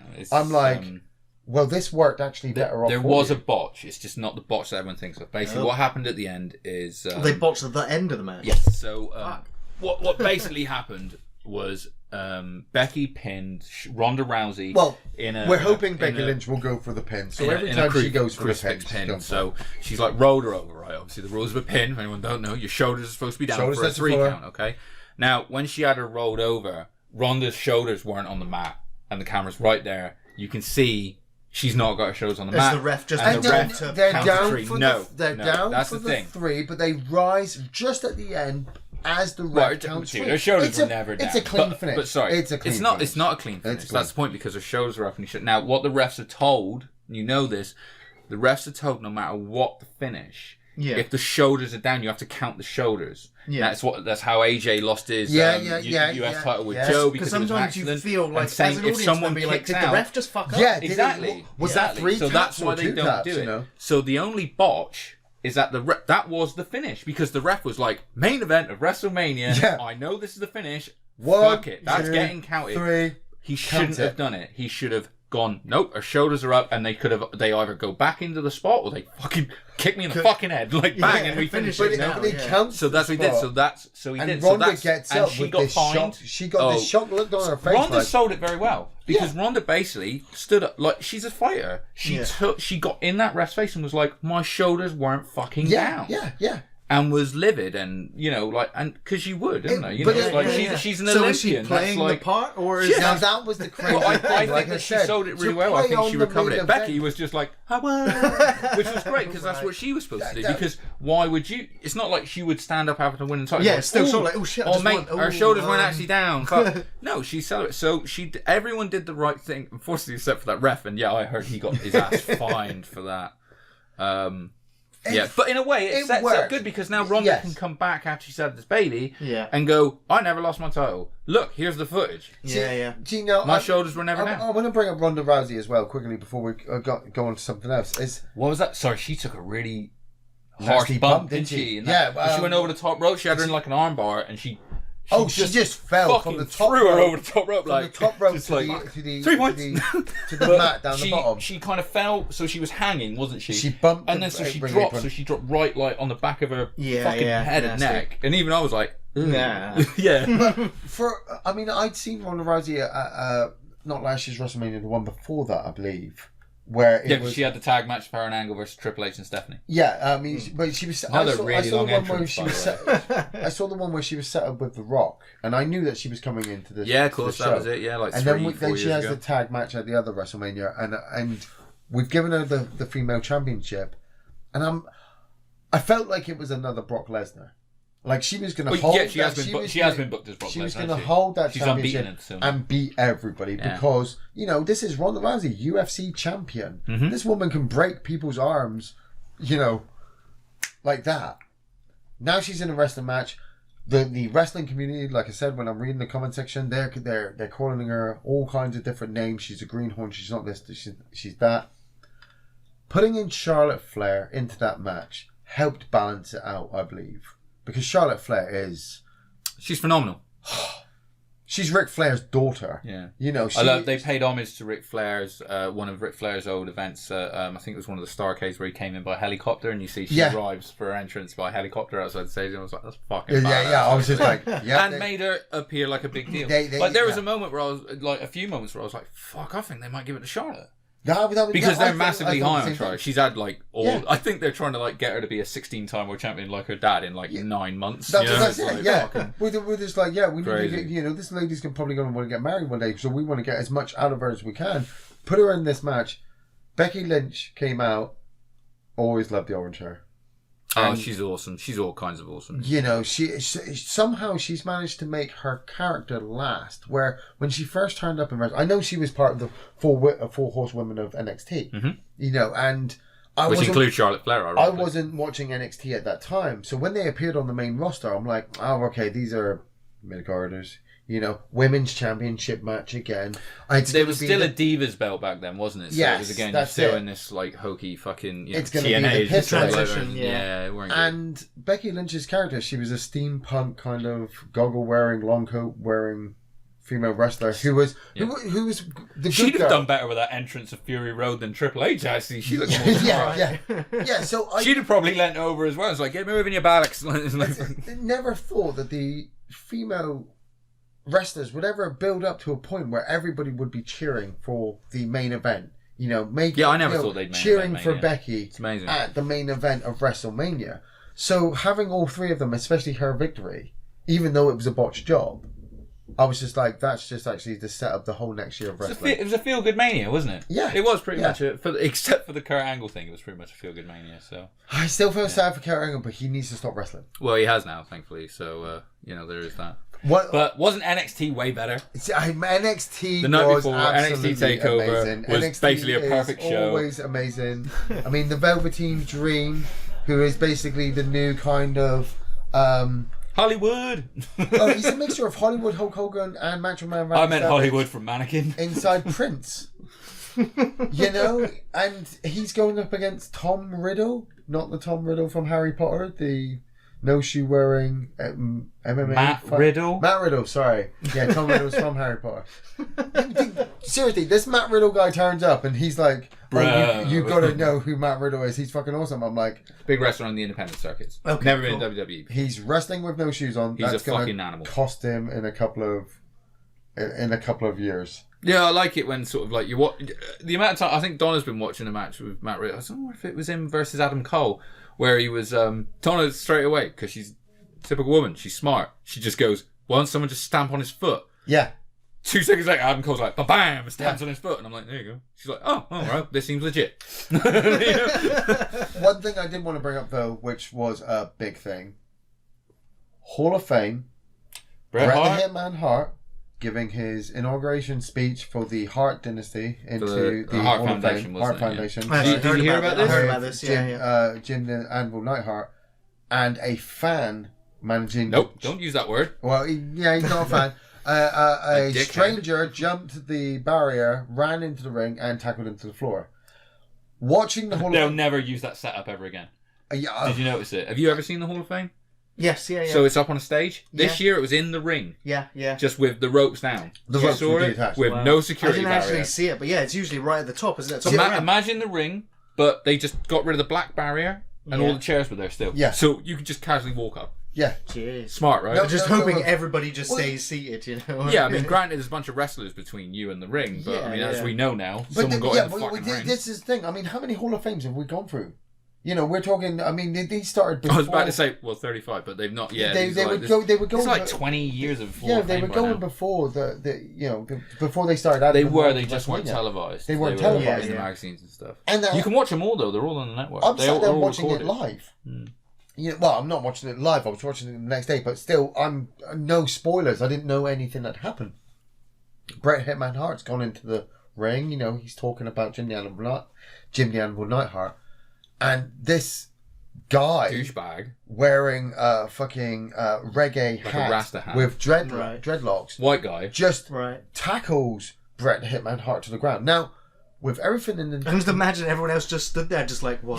There was that moment, like Natalia was in the ring right next to her, and she just kind of, it's like deer in the headlights, like, what the fuck is happening? Like, you know, with everything going on TV in the well, not on TV, in real life, fucking shooters this and fucking stabbers that, and all the bad shit going on. Seeing that happen, and all of a sudden the camera just cuts to the crowd. Well, it went black first, and then cut to the crowd. So I'm like, what's the crowd doing? Okay, like... they must... recording it. So if you want to watch it, it's on YouTube.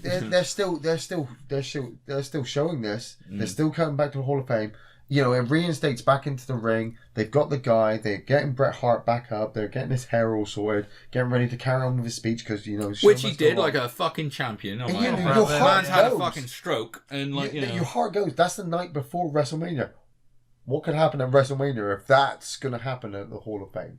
There was a funny point where, was it when DX got in the ring and Road Dogg was literally like, oh, I fucking dare one of you to jump in the ring while we're in here. Yeah, because you saw the video footage after, you know, it got leaked onto the internet, and you saw this guy being led out by 5 or 6 wrestlers. Sorry, but before they get there, it's like mistakes were made because like he gets in, and obviously I think the first person that gets hold of him is Ronda Rousey's husband, who is also an MMA fighter, who just levels the fucker with a bunch of like live rounds. Yeah. And then, I mean, which I maintain he was lucky because right behind him was Drew McIntyre, and I wouldn't fucking fight Drew McIntyre. But when he gets out of the ring, out of the ring, Dash Wilder from the Revival, right? It's like you can see he's like, oh, I got this timed. This is gonna land. They kind of roll him out the wrestling. Imagine the wrestling ring. Imagine if he's rolled out, and as soon as his legs hit the ground, he's there, and he's just like, pow! Just cracked him. Face. He crumpled and hit the deck. It's just gone. Good. And I was just like, Dash Wilder's got a job for life if anyone's counting.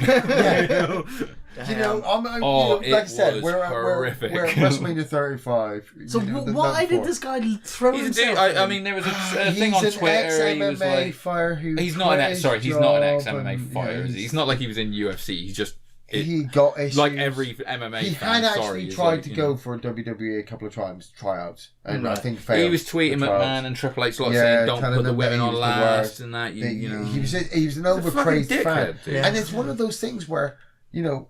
He managed to get in there, and I'm just like, thank God, nothing bad happened. Right. Then you're at WrestleMania the next night, and they've got 4 Apache helicopters in the air above the stadium. I'm like, that's just guarding Bret Hart. Thousands of people, and I'm like, we're safe, right? Yeah. we're safe. You know, everything's got to go. Triple H's arm is okay, right? All the girls are ready to go. You know, it was nuts. Never seen anything like it. Never will again because they're gonna have that shit locked down. For sure, man, that is gonna be locked down. You'll never see that set up again. I think I'm safe just to stay at home. Do you know what? I bet you, if that setup change didn't just directly come from Vince, someone had to fight or was given the task of like, I want you to redesign the Hall of Fame. Damn it, make it more like current.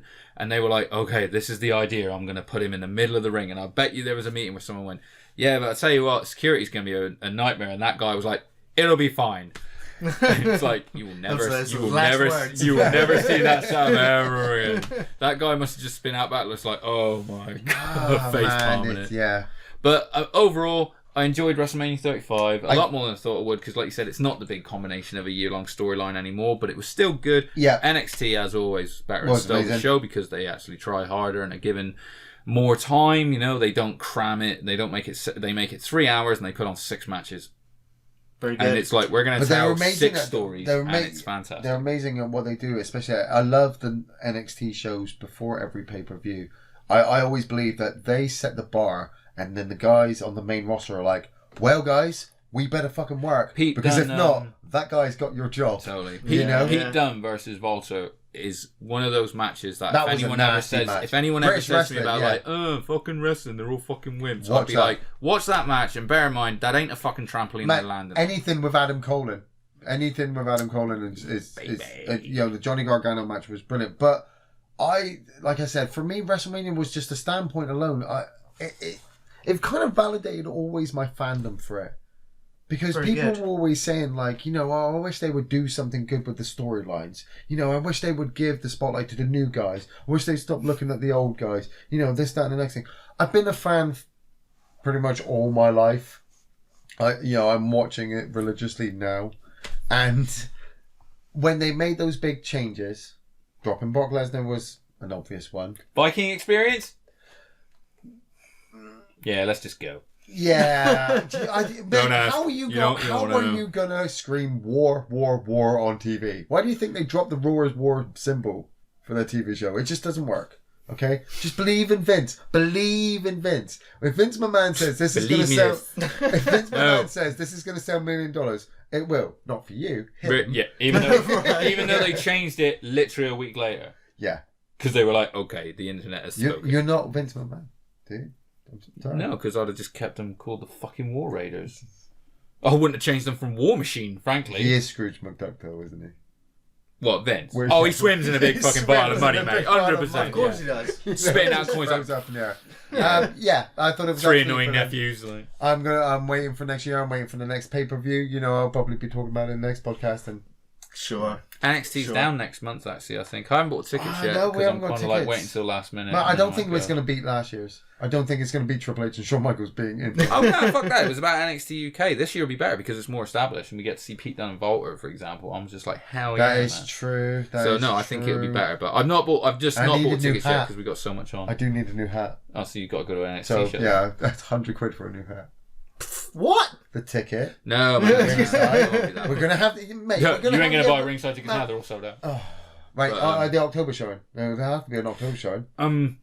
I'm thinking I'm just going to buy a bunch of cheap seats and because it doesn't get filled up, they'll comp everyone like they did the last time and move everyone down. I am on the WWE network actually.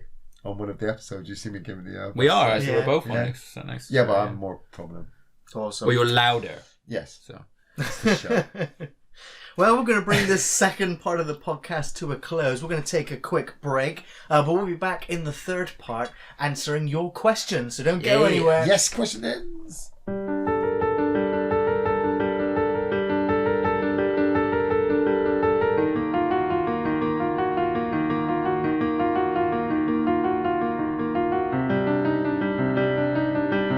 And welcome back to the podcast where we're going to be answering your questions. Now, the 30th podcast will be next month, and next month we're going to try something just a little bit different.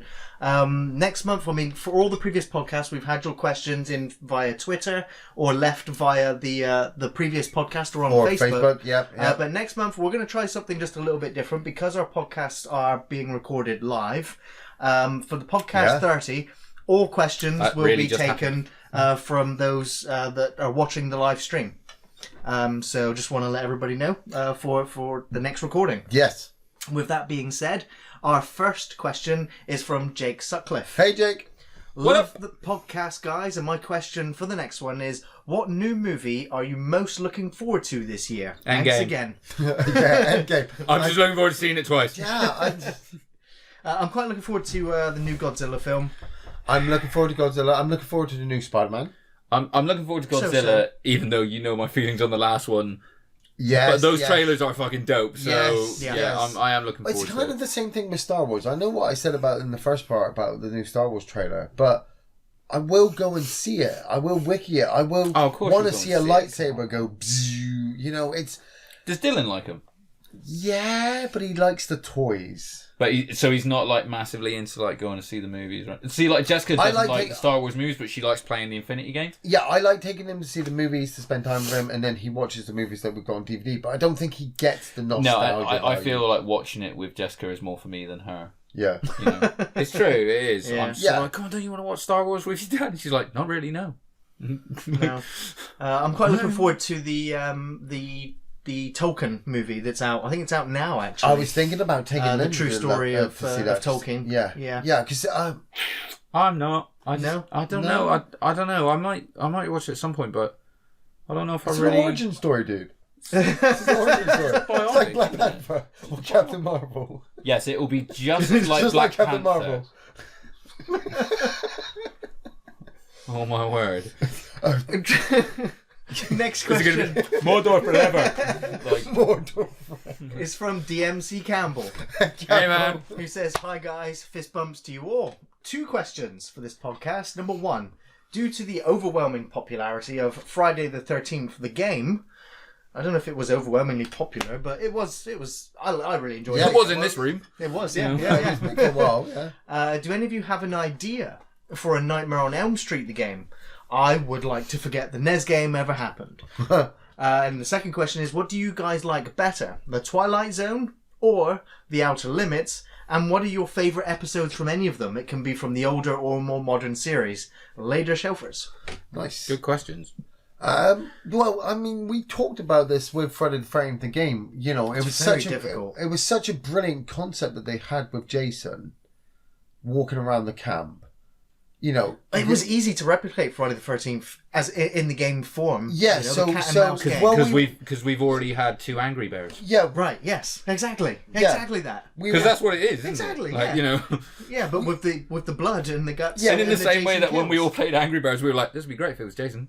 yeah, Angry Birds? No, Naughty Bear. Angry Birds. Naughty Bear. Yeah, with the, Fuck with you. the killer bear. Angry Birds Yeah. would be great with Jason. You just firing him at campers. That'd be great. Sorry, no, not Angry Bear. Yeah, Was it? play What was it called? Naughty Bear. Sorry. Yeah. Naughty Bear, You're absolutely right. I always thought would be great as a Friday the 13th game. And then when you got it and we had all the different skins and it was multiplayer, the way it broke you down with the campers, I kept trying to think, how would you do this with Freddy Krueger? Well, Dead by Daylight, Yeah. you know, that's the game that came out before or around the same time as Friday the 13th, and that has lots of different killers. Friday the 13th, one trick pony, it's just Jason, yeah? Yeah. I think it's a better Different game in camps, of yeah. itself. Oh, Dead by Daylight has Freddy Krueger as one of the downloadable killers. Right. The way it works is that the 4 survivors, you've got to run around, same as normal, turn on the generators and leave. But the thing is that when Freddy's nearby you, he can't actually see you until he puts you to sleep, so to speak. Well, he puts you into the dream world. How does he put you in the dream world? He's just being in the vicinity of you. He just kind of hits a button. Your character, starts walking slowly and is kind of head tilted, which means Wow, you're in the that's- dream world. that's- And so you're still that's running quite around the nifty, dream world. actually. Freddy can kill you in the dream Yeah, world. yeah. You've got to have a loud noise go off in front of So you. you've Your got to character keep then another wakes player up. near you Then to Freddy keep can't. you awake. Yes, because another person can slap So you you awake. can work together. Yes, yeah, that works. So it's the only thing you could do is just rip off Friday the 13th and just have Freddy. But Well, the thing why is, don't you just do they it have like, to play with the dream stuff, the dream world stuff. That is really difficult to pull off because. See, I would just have it all in the dream world, if you like, and you do it exactly like Predator mode in Batman Arkham. So Yeah. Freddy can interact with certain ways to get sort of stealth kills essentially on the on the players. people in the dream world, and Yeah. instead of say hanging off of a fucking thing and falling down and grab them, it would be you'd interact with a certain a statue that would do something and turn into something. Or to turn into a giant slug thing, the snake thing. Yeah, you exactly. know? Do you remember that game? It was literally on the Mega Drive called The Haunting with Poltergeist. Poltergeist. Yeah. Where, Yeah, oh man. But I mean, Freddy It's turns Freddy people into Krueger cockroaches. You know, there's it'd this- be way gory because it's basically stealth kills from everywhere like that. I think they can't come up with all of the types of kills that Freddy does, other than the glove Yeah, kill. it depends. I mean, Jason's so really. No, but that's easy what I mean. to You use the simplify. snake thing, or so it's not even. It would be But they're more kind of of a. like It would be more like fatalities. it'd be like an environmental Yeah, kill. yeah. So But what you'd how have to do is you'd how have do you to. replicate that online? Well, you do certain things where Freddy's got to get in a position to say sort of well, obviously some people would be the survivors or something. So yeah, they need a task as well to do or something. And like you said, I love the idea Wake of having up, more than yeah. one there. I was going to say, the the Dead by Daylight stuff really, really works with it working on the PC with Freddy trying to put you to sleep. Yeah. Trying to sell it on a console. Or just making a game out of it. It's not going to be easily done. Yeah. It's not going to be easily done. But when it comes to the Twilight Zone or Outer Limits, I'll be honest. I'll just say I can not tell the difference. Thank you. I was going to do. sorry. Yeah, I was going I to can't say tell that. the Sometimes difference. I struggle with. Well, the Twilight... The only thing that I can tell the difference is the opening credits. Obviously, Yes, the opening credits. Yeah. I was I going to struggle say, the Twilight Zones were more mystery. I remember the Outer Limits from the 90s was more kind of sci-fi. The first episode was the Sand Scorpions from Mars. You with best hit this Beau because you Bridges. definitely remember more about it than I do. yes. As in differentiating between Yeah, them. there was one really great episode, actually. I passed a English exam using this. The night before, I had not studied for my English exam in school, and I'd watched The Outer Limits. And there was an episode about an astronaut who passed through a wormhole, crashed onto a planet, was on a raft in this ocean, transmitting back to Earth, but the time delay was so much. And he fought a shark, and he ended up on a beach, and he told his wife he loved her, and blah blah blah. So the next morning I woke up and had to go into this English exam and just had to come up with this original story.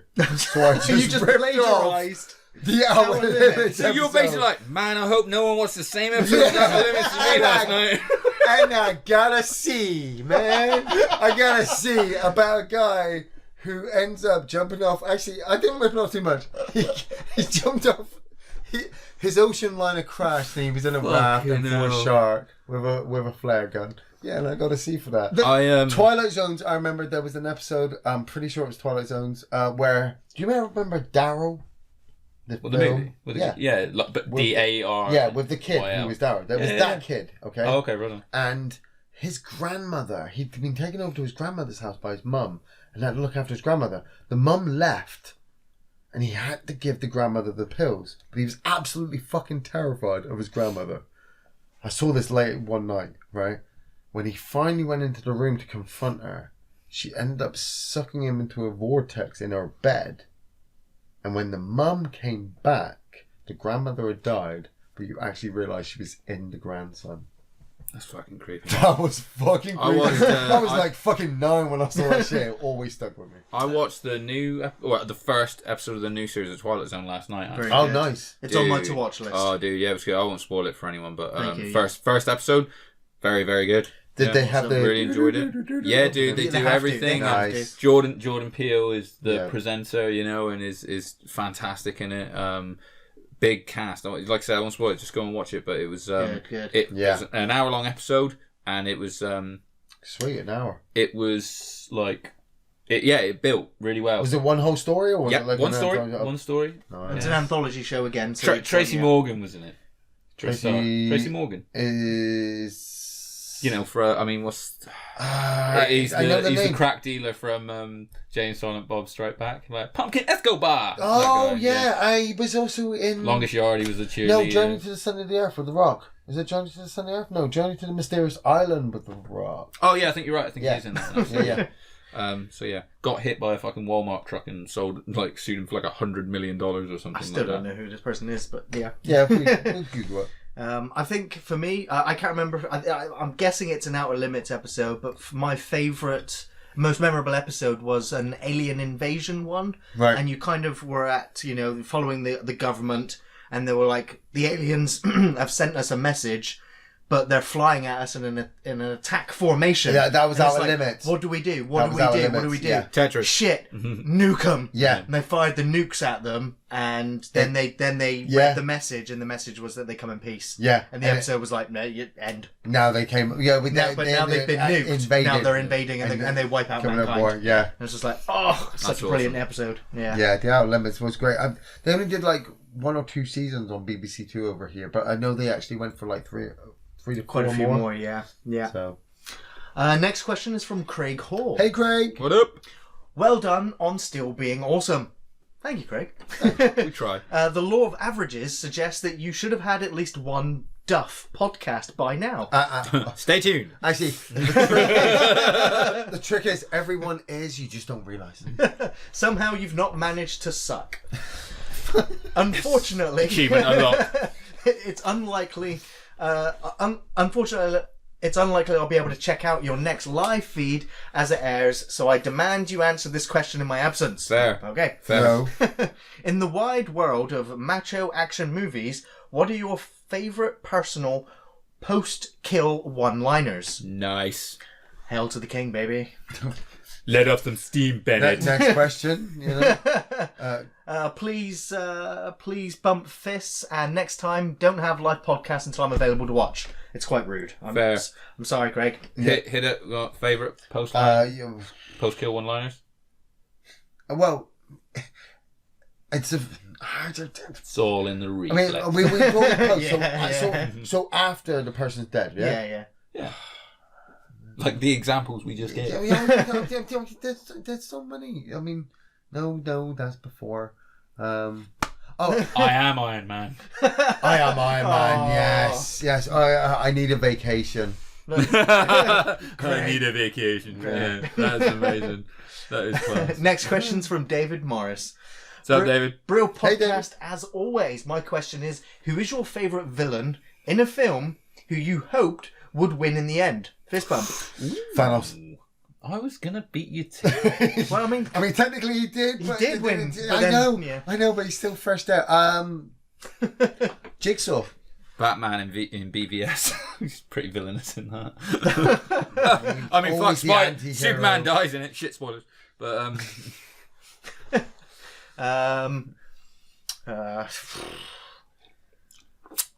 it's. I always I'm wondered- going to say like- Johnny Lawrence from Cobra Kai now in Karate Kid 1 because after Yes. watching the series, I'm like, that was an illegal face kick and he shouldn't have lost. I was going to say Pinhead, but he wins in every movie. He does, yeah, except for 3 and 2. He dies in 2. Everyone after 4 who doesn't Oh, win. Because yeah. his Who were men the go- bad guys in Who were the bad guys in Mortal Engines? Whoever they were, because fuck everyone in that movie. Weren't the Mortal Engines the Mortal Engines? No, the bad guys. The whole city people. I don't know. But, dude, we saw that movie. I think both of us fell asleep at different points. You know, like With I our know eyes open. I fell asleep legit twice. Right, in that okay, movie. so we're But definitely anyway, going with Thanos, Jigsaw, and what are you guys going with? I'm going to go with Johnny Chucky. Lawrence. Chucky, and John Lawrence. That we want them to win. Yeah. Next question's Doing it for from the bad guys. Zane. Hey Zane. What up, Zane? My question for this month is, what is the craziest party situation Oh, you've shit. each had? And the drunkest time you can. Do you want to get out? Yeah, I'll just Remember. I'll just leave you guys. Have got the next hour. Not film related this time, just intrigued with a few stories I've heard from y'all. Cheers, buds. Fist bump. Drunken memories that you do remember. But you know what? Fuck this. I'm gonna go first. About yourself or yeah, us? about myself, and then you guys can Well, do no, to be your fair, it's own. about the drunkest time that you can remember, so we have to make it about ourselves, I guess. Yeah, well, all of us together. Well, I don't know. Sometimes we were probably together at our Yeah, drunkest. for our so, drunkest, you know, yeah. fuck. I know for my drunkest I was with at least. Right. Okay. I remember there was. I'm gonna go with then, and you guys can come up with your own. I remember a house party. We were all together. Right. For the 10 months we did live with each in other. a house in which we lived at.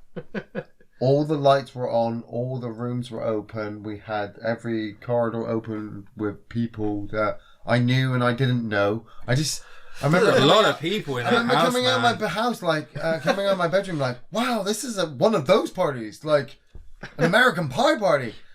Andy ended up. Like, there's people in my house. Andy ended up at the bottom of these stairs, and there were like, I don't know what, 15 stairs leading up to the first landing. Yeah, pretty big staircase, wasn't it? And I managed to dive a frog splash off the top onto you At the as you bottom lay of at the bottom. staircase. Yeah. I'm pretty sure Gary was stood nearby with like a bottle of Jack Daniels in his hand, like whooping. Probably. Or having sex in another room. Probably. Kind of goes around for any of the above, really, wasn't it? Yeah, some Motley Crue shit. Yeah. I remember it was before, during, or after the next day of house partying, because it was a 24-hour. There was a lot of parties. I didn't know that mate, many The party people. didn't stop How for the 10 months. fuck I did not get fired in that 10 months. I know, 'cause I was so smashed you going to moved work. in those and days. was like, "This is Gary," and then everybody else came, and I'm like, Yeah, because you two hadn't met until we all moved in, right? "No, 'Cause you no, was- we'd only met once, and I put him in the torture rack at Oh, your yeah, old now I flat." remember, yeah. But then after Oh, because you were that, staying at my flat. Yeah, for a yeah, bit, before weren't we you? moved into Before the we place. moved and, in. we were, Yeah, and that was the night also where we were at 2 the weeks, I think club, that was. and we were talking about films. Yeah, that's how me and Ian met, yeah. And then soon after that, we all moved in together. But I didn't know, like, Gary was... Like, I'm saying this on camera now. I didn't know Gary was, like, fucking... The fucking National Lampoon's fucking Animal House fucking all-in-one hand grenade of fucking partiness. Oh, because God. we all just kind That's of a moved funny into this thing. house. One weekend it was Andy's birthday, and it was like, hey, yeah, this is why we're all getting drunk and people are getting together. Yeah. Then it was Tuesday and people were getting together, and then it was Wednesday and people were getting Fucking together. huge We were fight playing outside. games and we were having fights, and then there was huge parties. But like I said, one of the craziest ones was the frog splash. Yeah, yeah. What was yours, sir? I was going to remember the fact that we stopped using the front door. Like, fuck getting up and opening the front door. We're just going to open the living room window. Bay window. We had that beautiful. All are bay welcome.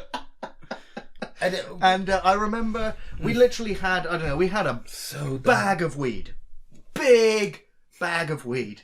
We just got it. It was like, this is going to last us like... I picked this up and brought it back. Do you remember? Yeah, you just come in, and then it was like, fucking...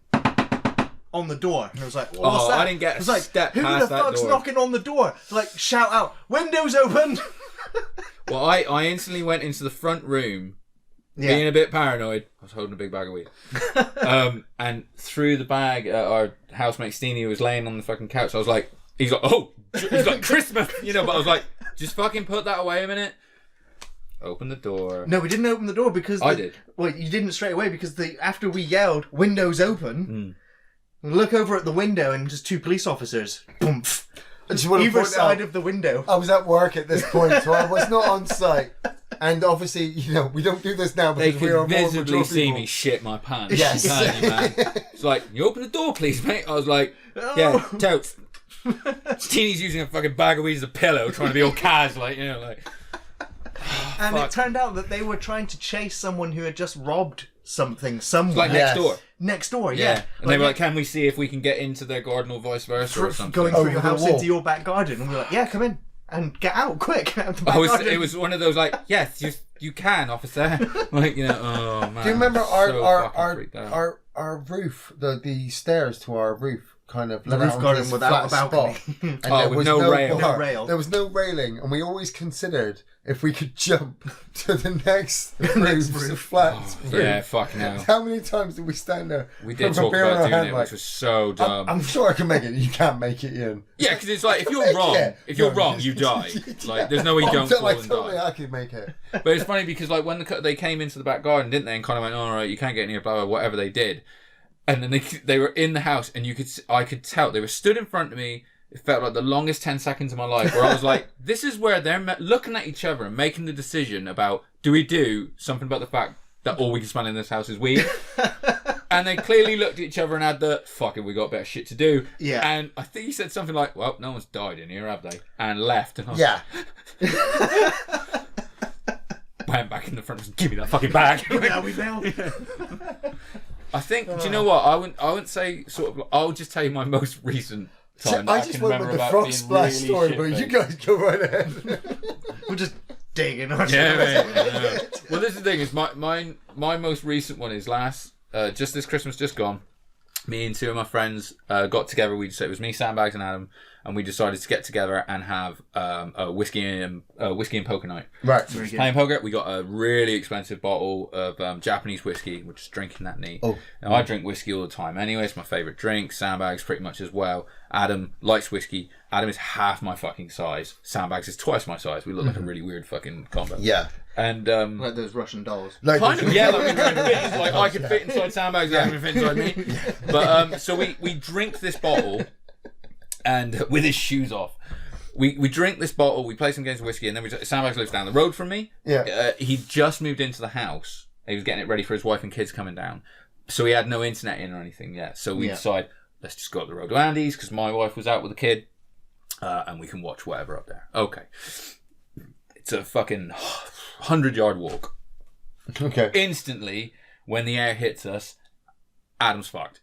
He's falling into a bush. He can't walk straight, and I'm just like, holy shit, So we get to the front door, and get him in. He's in the toilet, puking 100 quid's worth of whiskey into. I can bring up that story with him. Here's the thing.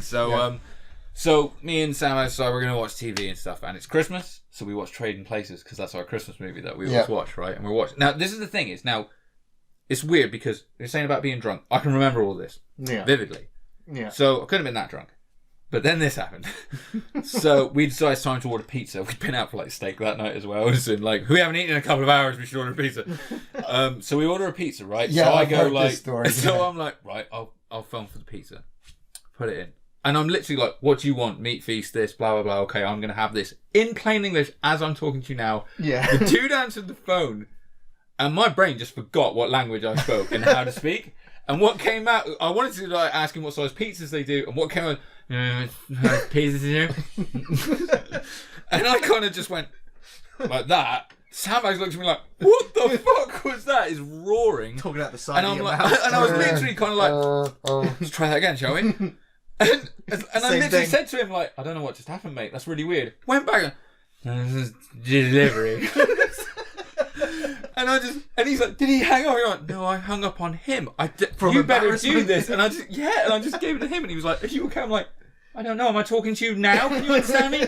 Like, it was so fucked up. And then after a couple hours, by the time I went to bed, and it was like the second my head hit my pillow, blackout drunk. Yeah. Woke up, dicks all over my fucking face, like that. Sandbags is great written down my face. Japanese whiskey, But man. I was just like, but afterwards I was like, I was like, how shit faced was I last night? And he was like, well, what do you remember? And I tell him everything. He's like, well, I don't understand because you remember everything, but the second you try and talk on that phone, Japanese stuff, you jumped forward 5 hours in time, like, you know.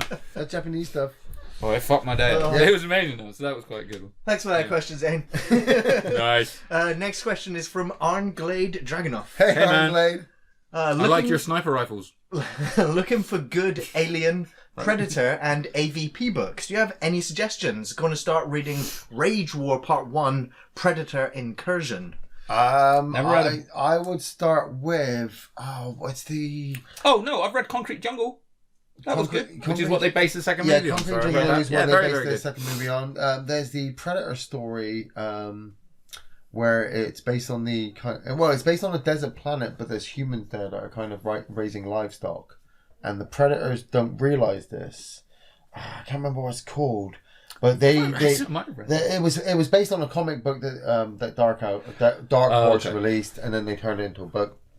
Try out those. Any of the ones with Ripley where she comes back to life. Yeah, those were great. Alien War. Alien War, was it? Those Alien were really Wars? good. Well, Female Wars. Female Wars, that's it. Female Wars is a good book. Yeah. Earth Hive's really good. That's the sequel, I think. Yeah, a lot of the comic book story actually they turn into novels. They turn into novels. So any of those you check out. They've turned out all the new films into novelizations. Yeah, but it's kind of like a little like an accompaniment, I suppose. Yeah, I go with companions. That's much I go better with than the what I made comic up. book omnibuses. So yeah, all of those are really good. Sure, yeah. Nice. Yeah. Next question's from Jacob J. Hey, Well, Jacob. man. Hello, always listen to your reviews and podcasts on my night shifts at work. Great stuff. I'm a big fan of monster movies, so my question is, have you guys seen The Howl from 2015? And if so, what did you think? Take care. I haven't seen it. I think I've seen the poster. I think it's like a train. I remember seeing a train tracks in the moon. I think if that might have been it. It I'm not sounds sure. werewolfy. Yeah, I think it is a werewolf film. Yeah. I think it is a werewolf film. Right, Yeah. it's, even though it says The Howl clearly, I've seen The Howling. Like, I instantly went there. I was like, I think it is, but no, I haven't seen it, Jacob. We do have a Patreon list. Next question. Sorry, we can't answer.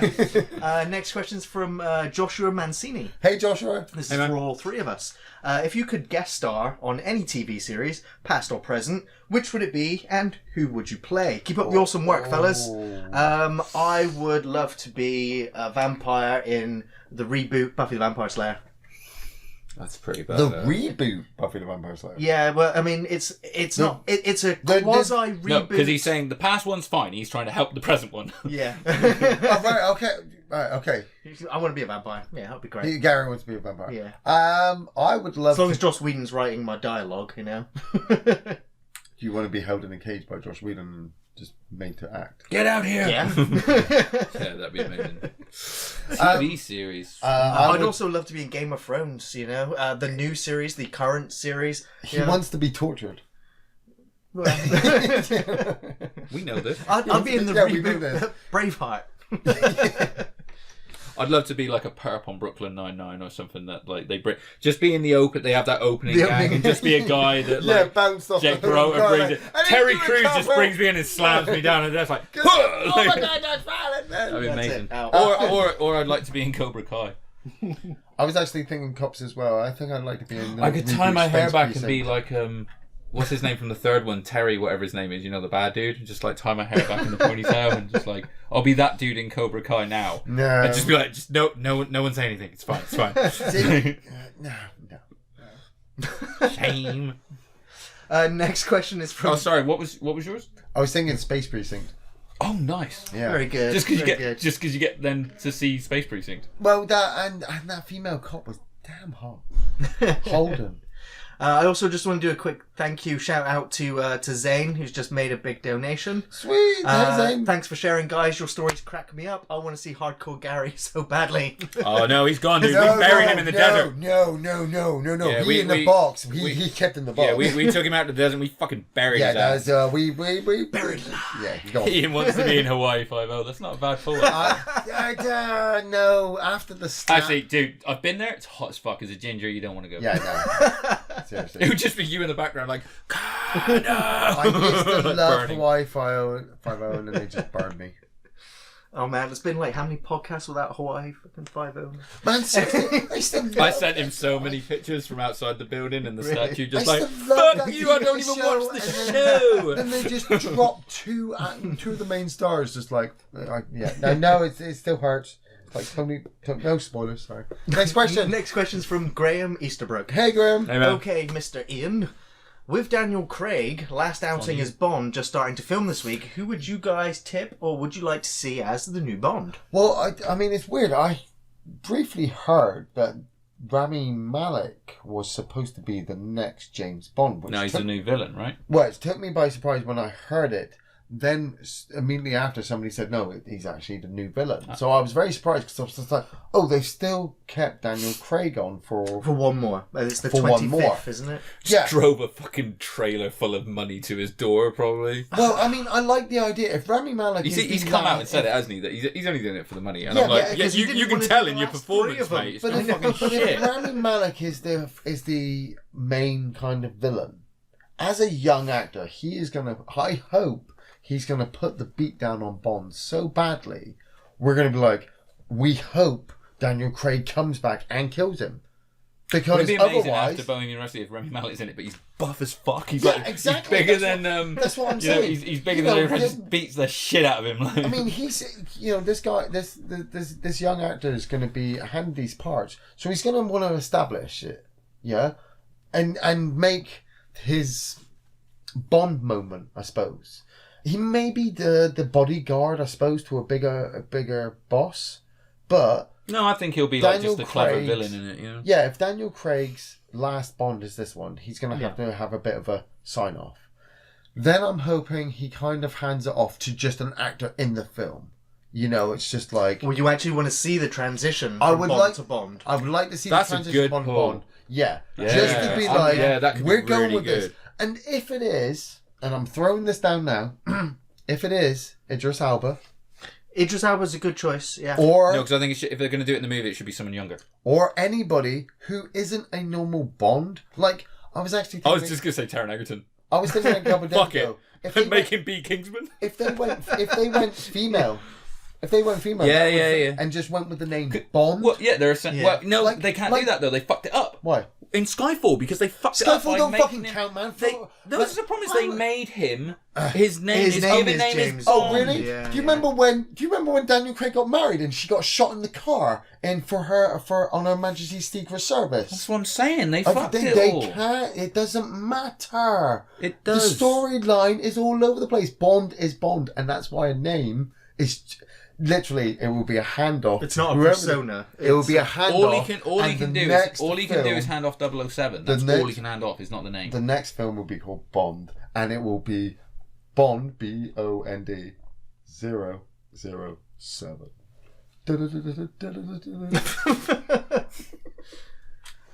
No, fucked it. No, got nothing. Who would you cast as the next Bond? Yeah. I really have no idea. Fuck it, Mike Myers.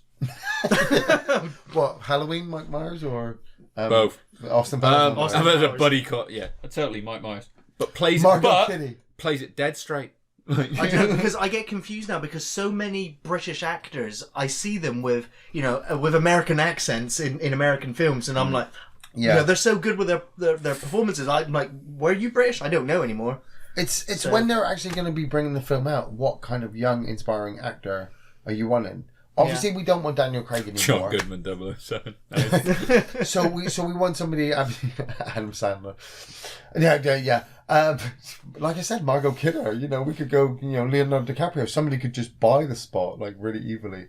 I think it still has to be a British actor. That's it. Like the way Hollywood parents have brought their kids into schools and got drawn. People were just like, I'm just going to buy 007 for my kid. But that's it. I mean, a lot of people kick up a fuss like, oh, I don't want Idris Elba. Brooklyn Beckham ends up being Kazim because David and Victoria just ponied up the money. It's like, oh, you're fucking joking. Like, shit. Alright, next question is from Lewis. Hey, Lewis. Van Damme or Steven Seagal? Who would win in a fight? The best individual movie that they did, and who has the better movies overall? Fight now? Fight Or now in their and best fight day? in the late 80s. In their best day? Van Damme. Today, Van Damme.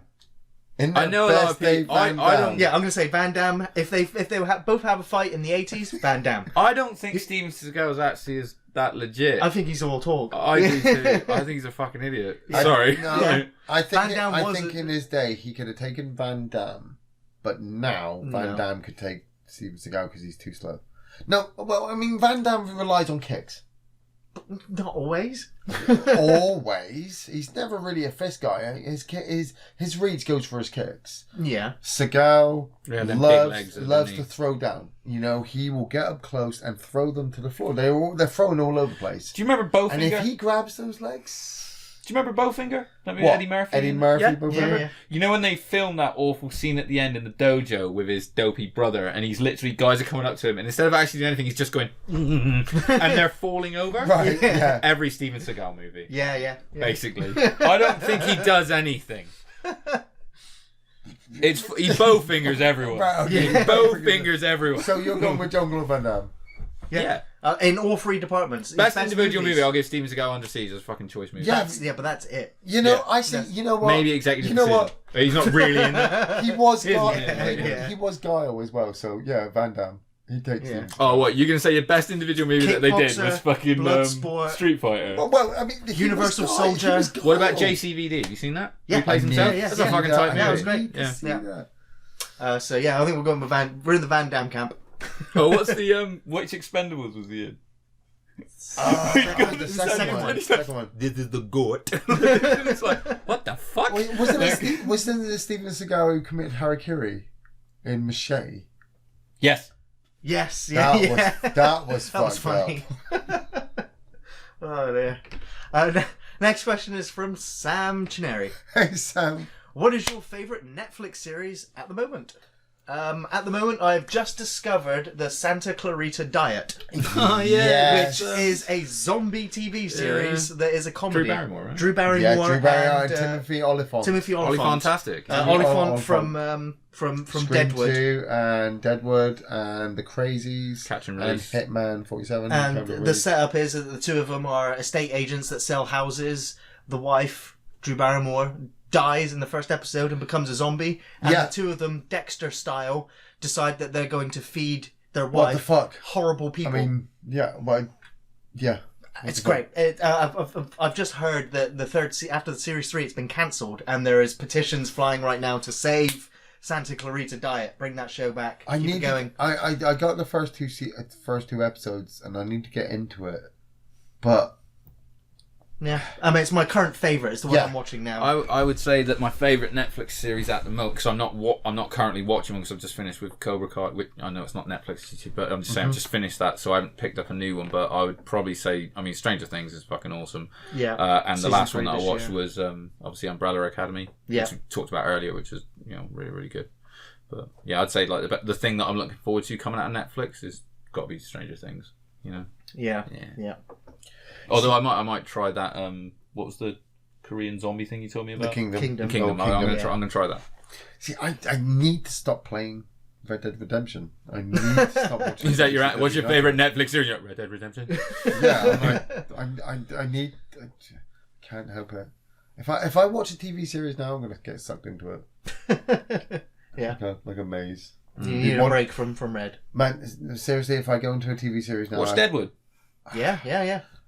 I want to, but seriously, because they got a movie coming out to Yes, they have finish this it year, all up, yes. right? Yeah. You know, I feel like I'm honest with this. I feel like if I get into a TV series now, I'm going to be like fucking Jack Nicholson's character from The Shining, wandering around a maze, looking for an ending that never comes.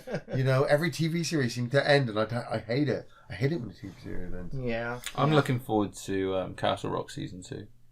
So I think that's the Stephen King one, right? Yeah. I'm looking forward to that one. That first season. Is that the one where he was in the prison, the kid? Yeah. It was set in, well, a big chunk of it set in Shawshank. It's thingy. Yeah, but they had Skarsgård from. Yeah. So many TV series. Yeah, there's a lot, man. Okay, next question is from Dave Huckridge. Hey, Dave. Who says, are you ever going to review the Omen films? Please, please, please, please, please. Just because you asked really, really nicely, Dave, no. You set him up for that, Dave. Frankly, you've got no one to blame but yourself. I'm sorry, Dave. It's not on the list at the moment. We're never going to do it simply because it begins with O. What? Is that a new rule? No, it's not. It's just Ian's. No, Ian's on his third beer, everyone. I'm messing Oh with shit! Oh, we should warn. This is 3-drink Ian. Yeah, that's it. I mean, the Omen is obviously He's gonna start on throwing the around list, some anti-Semitic slurs. and it's the first one. Yes, the first one is, I mean, up there with The Exorcist. It's absolutely. So answer his question. He's about to review the Omen. Yeah, just let him go. He will. There you go. It's a smart way to get movie reviews done. Is do it in the questions because he can't help himself. Go on. You know what? Give him his review. Yeah, do it, bitch. You second and third one's not so great. There you go. First one good. Second one, third one not so much. We'll never say never, Dave. As you've asked for the Omen films. Every Halloween, every October, we like to do an entire series of films. Unfortunately, the Omen films are not coming up this October. So who knows? Who knows? You know, Ian? Yeah. Next question. Thinking about them last 2 Omen movies, right? Oh man, sorry. The next question is from Tyler Cannon. Tyler. What do you and guys do for the usual night out or game night? Night out. That's really funny. I mean, this is kind of our nights out now. They are now, yeah. Actually, that's a really good point. We partied like fuck when we were younger, and I'm kind of glad we did, because in our 20s, you know, if anybody wanted to actually let loose, we did it all then. Oh, I've been assured I had a wonderful time.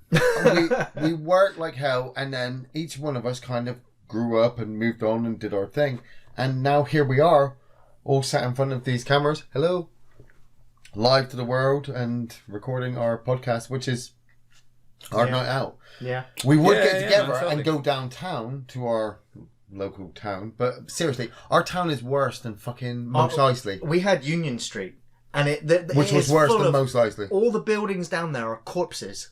Yeah, man. It's like a row of broken teeth, isn't it? It is. Yeah. But also, it's like we've done it all. It was that you weren't exaggerating earlier. It was literally every single we were all into we're well, all not into everything. rock. I mean, we're not train spotting fucking mad.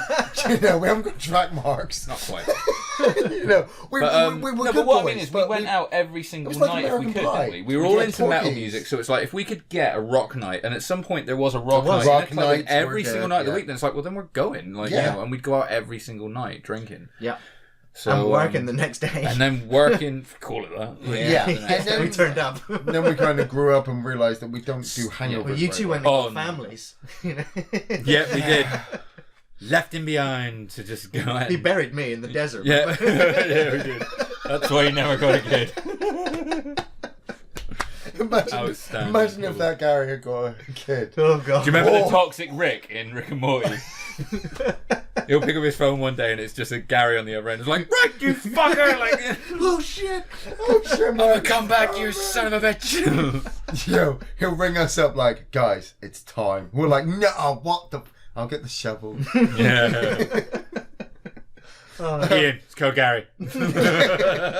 So yeah. To answer your question, the chauffeurs are our night out, unless it's a little bit more subdued now. Yeah, I was gonna say, you guys don't do it. Yeah, I mean, apart from we do all get together a fair bunch, but it not be funny. It's just the same as this, just no one's watching us and we're not recording. Yeah, isn't it? It's like, well, we got together a couple of weeks ago. But Tom's been on the podcast. We got together at Tom's, didn't we? And there was like 8 or 9 of us there, and we just ordered pizza, watched shit on YouTube, and talk bullshit. Technically, when you have your internet on, you're always being watched. Well, that's very true. Yeah, other than by Amazon for their marketing purposes. Yeah, but every time you're looking at your phone. You know what I mean? Yeah, we're always being watched. It's very true. Yeah. Next question. Okay, next question is from Mick McCool.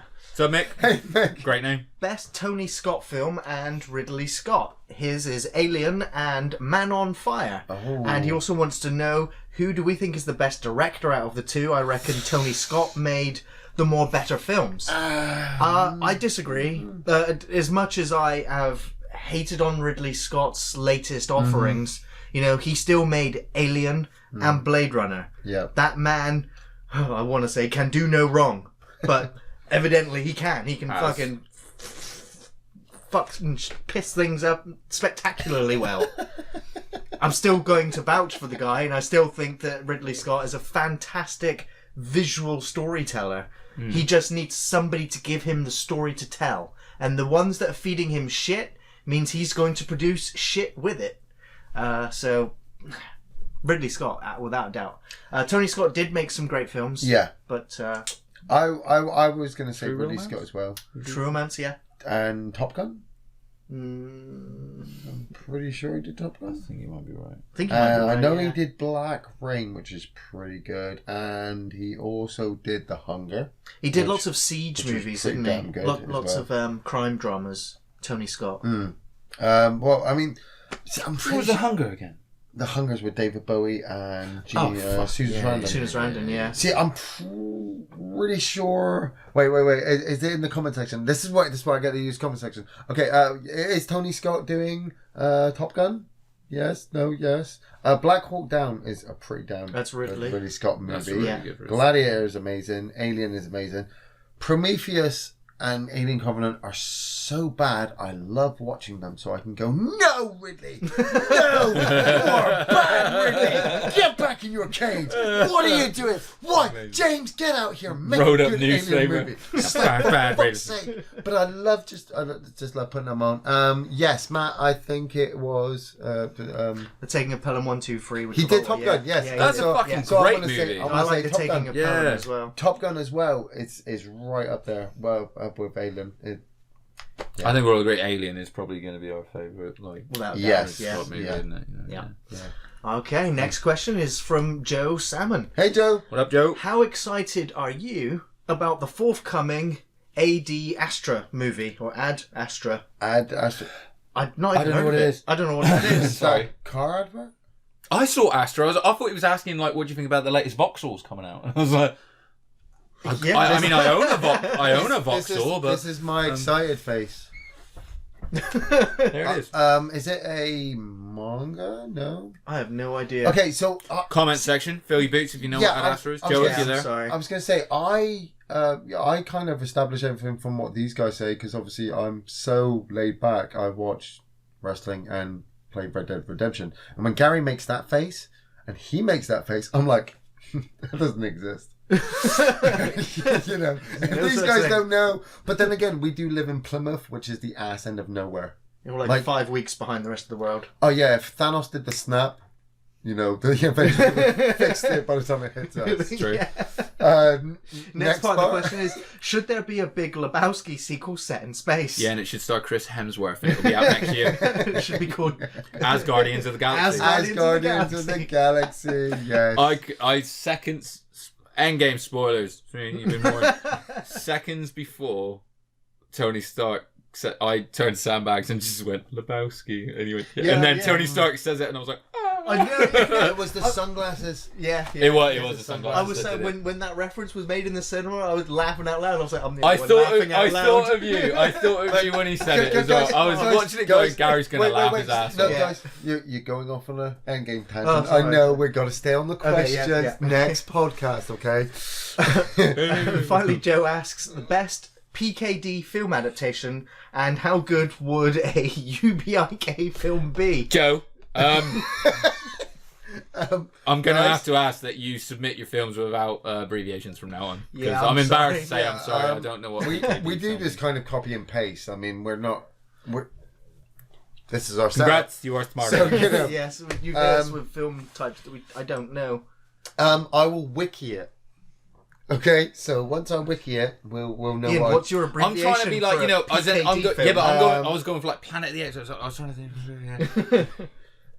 Nah. Anyone? Comment. Seriously, PKD, what the fuck? People kicking dicks. And starring Seth Rollins. Ubix. And how good would a Ubik film be? You Brock institutes kicking. Yeah. Next question.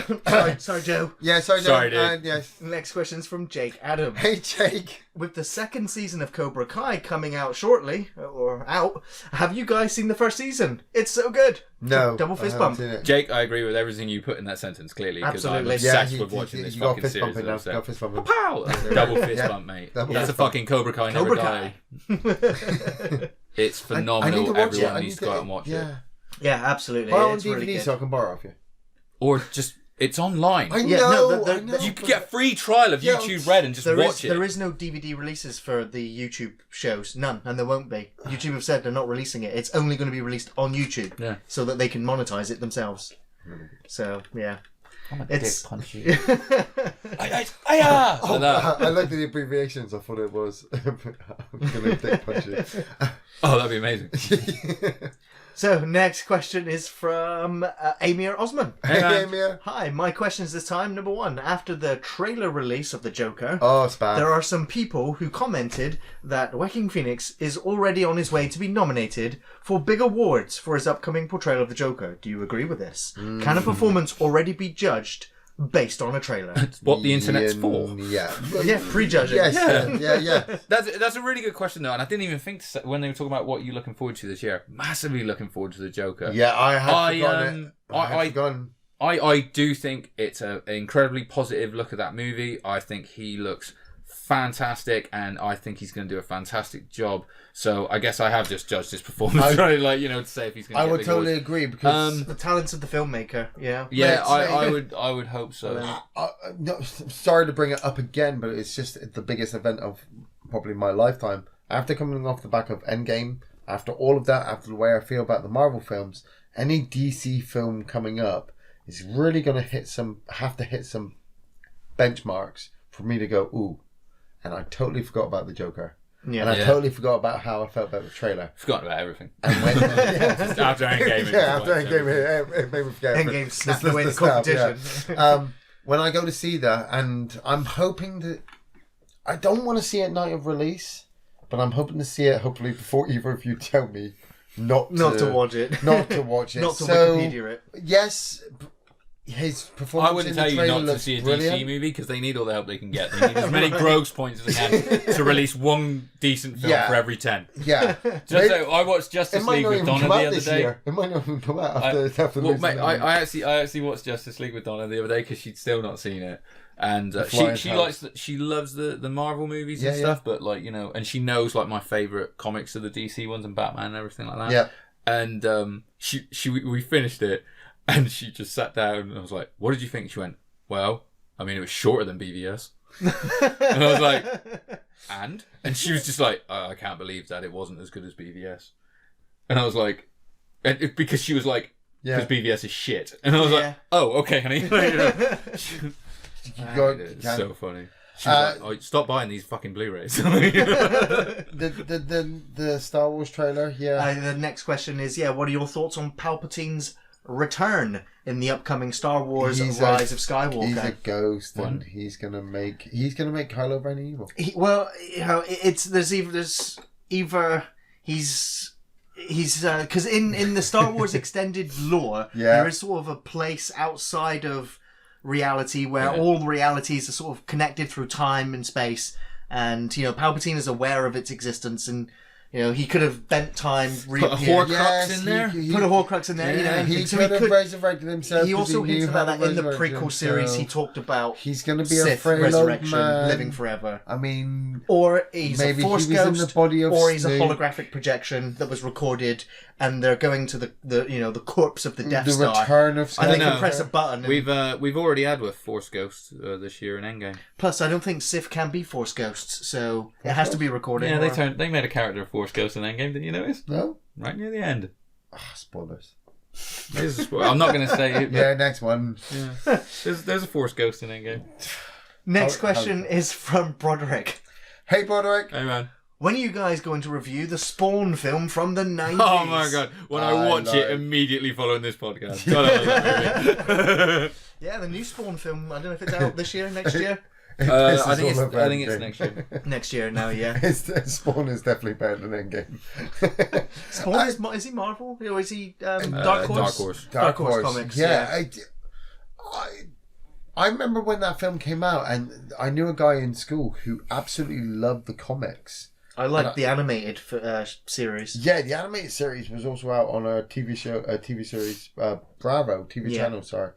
And it surprised me because that was good though, wasn't it? It was very good. Yeah. Animated series, yeah. And, it was out on VHS as well. I was very surprised. That was the height of the comics, I'd in the never popularity. heard of Spawn before. All of a sudden, his comics were selling. He's got a film out. He's got a TV series out. He's got a game out on multiple platforms, and everything's shit. No, not everything. The animated series was fantastic. The animated series was great. Yeah. I liked the Spawn movie because it's shit, but I was like, yeah, we've got the good series. I'm sorry, guys. I'm sorry. MCU, Oh, God. The MCU just overrides everything. I wanted to get behind Spawn, but when Endgame comes out, fuck it. But when I read the comic books, I was very surprised that the comic books hadn't been out for that long and weren't as established as, say, the Marvel series. Yet everybody was calling how great they were. Like you said, the cartoon series was great, but it went for about 2 seasons and didn't do very well because it was far too violent. Yeah, but in the UK, Spawn Bravo was was like fucking struggling to get any programming, wasn't it? Yeah. And I think it got replaced by ECW on Bravo. Yeah, I think when the film slot. came out, everybody said the film was, absolutely fucking shit. You got to remember, actually, this is when the TV series as well, the TV channels at the time would end at a certain point. Yes, even on satellite and stuff. Yep. So it's like like if about midnight, if it was gonna end, and they were like, you know what, we've got 3 hours left after 9 o'clock. Yeah. And like we're gonna show fucking 2 episodes of ECW, so that's gonna take it all up. So we can't put Spawn on because it's got to be after 9 o'clock, and we got no space for it. Yeah. Yeah. So it kind of died. You had by the videotapes. We are going to get round to reviewing it. I don't want to review it now. No, it's got was great. great. It's fucking I awesome. really like William Nicol.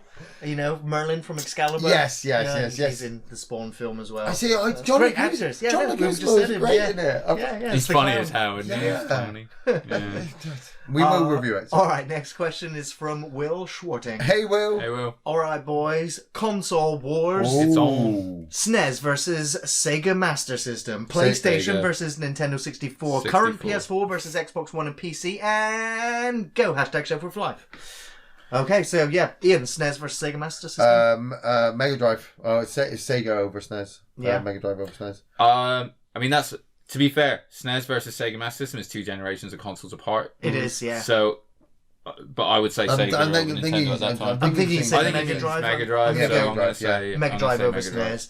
PlayStation over Nintendo 64. Fucking N64. 64. PlayStation for me.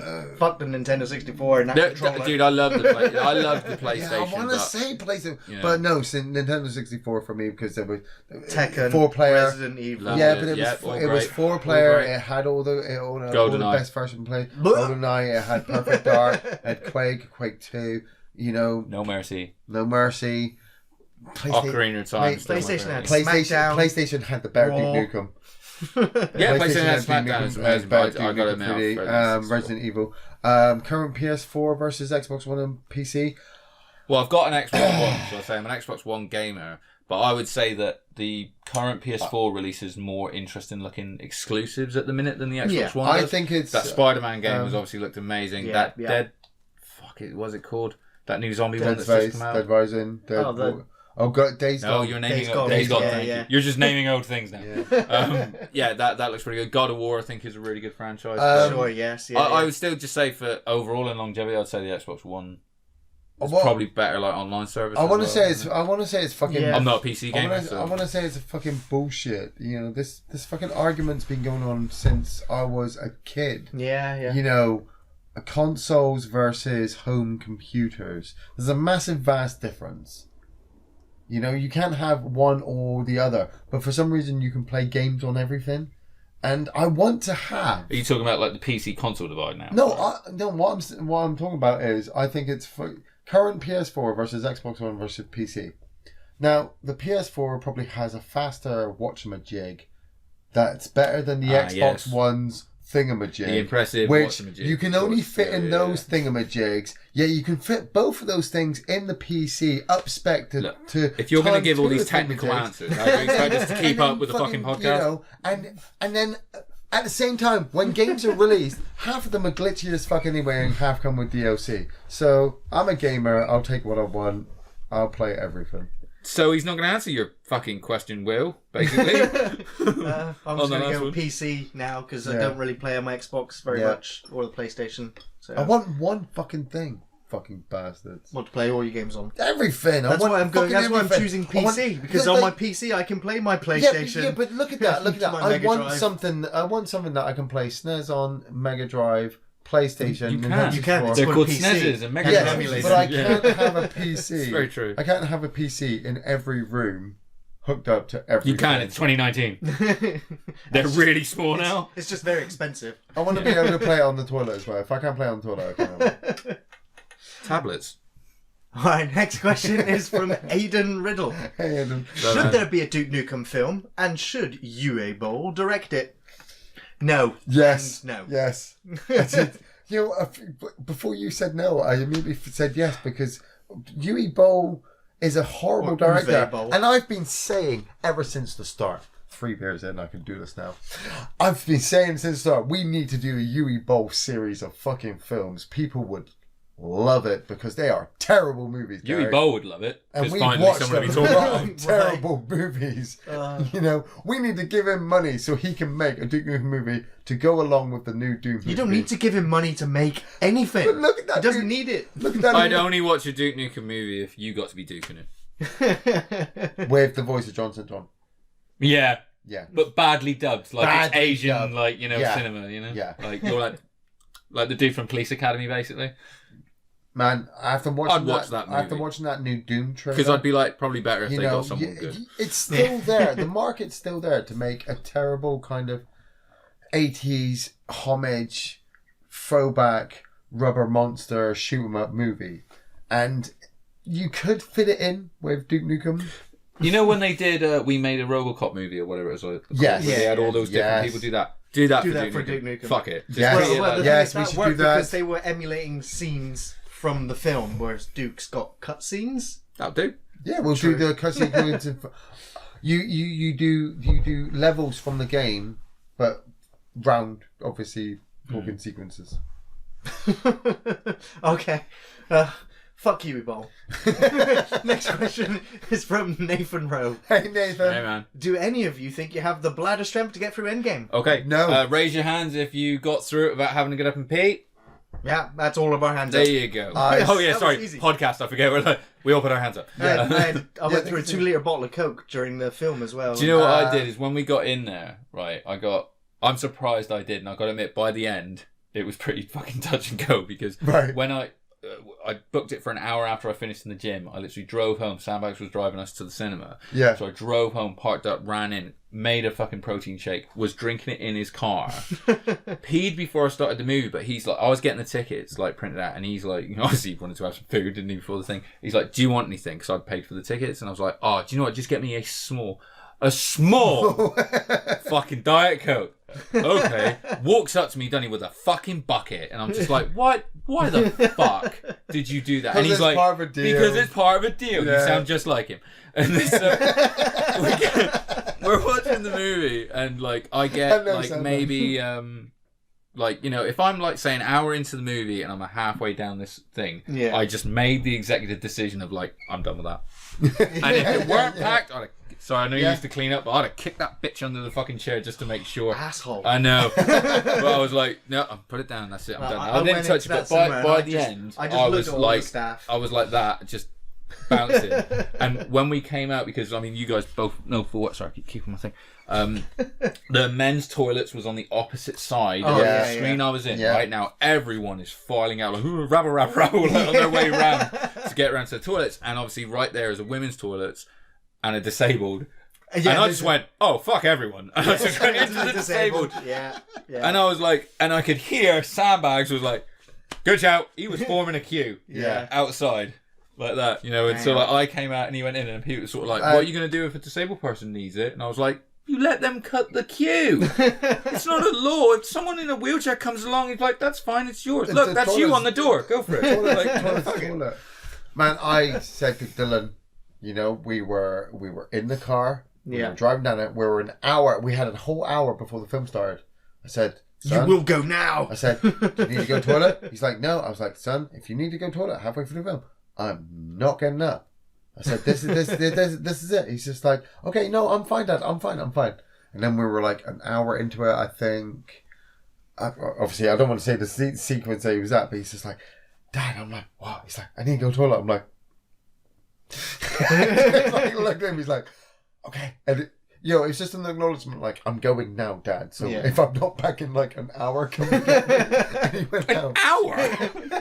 We got still 2 hours to go. Yeah, but we've got this bond. I would be out with him, Avengers movie or not. If my son's not back, I'm going after him. He's gone out, and literally, it was so great. He goes out, he comes back, and he goes, "What I miss?" I'm like, "Not much." He's literally just done this. He's like, "Oh, great," and that was it. He was caught up. Awesome.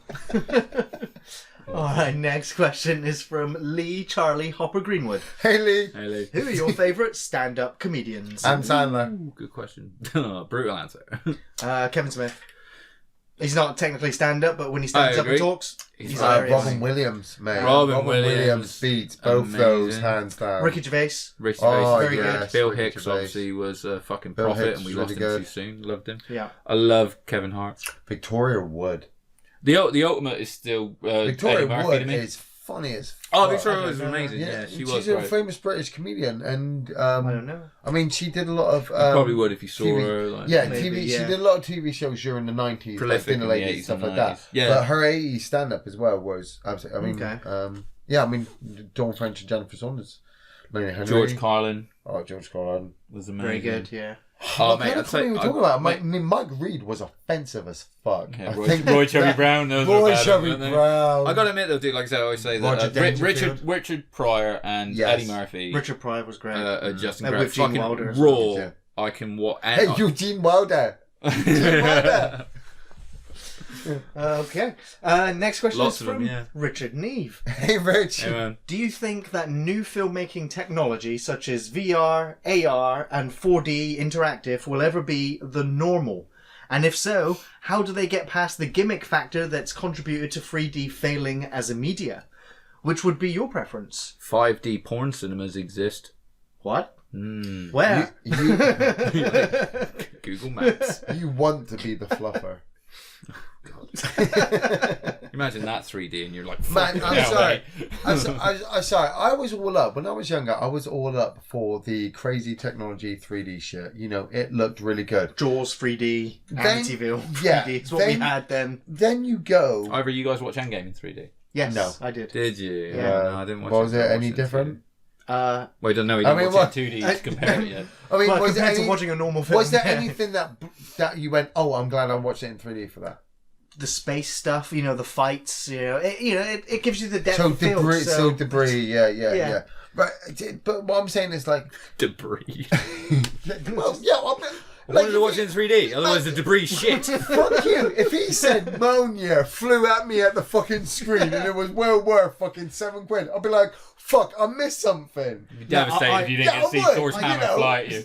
I am partial to the odd 3D movie when I know I'm going to be watching a special effects spectacle. Yeah, but and so, what I'm saying is, like, 4D stuff, when you see it at these theme parks, it's like they burst water in your face and steam, and, they make you feel like you're in the sequence They're while you're in great for the film. a 7-minute But traction. to answer the dude, Yes. do you think, so do you really think it had become the norm or whatever, No, I don't think it will become the norm. Because... I don't really want to watch 7, Yeah, that's exactly the point. Smell-o-vision. There would have to be a film that is all the way through so Like, imagine Watch Fight Club. Someone's going to come up to you and just fucking hit you. Imagine.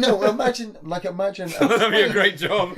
Punch right in the ear. Imagine a 22nd century Matrix movie that when you plug into it, it's like existence. Everyone's just going to be vomiting in their seats. That would be the norm, and when that's the norm, yeah. We've broken the barrier. I think they're great for video games, for interactive media like that. Yeah. But film-wise, I don't know. It's an art form. And people just will choose not to use it. It's And like I performing said- on stage. We love that performing on stage. We're looking at it. If we're part of it, we're not watching the performance, are we? Yeah.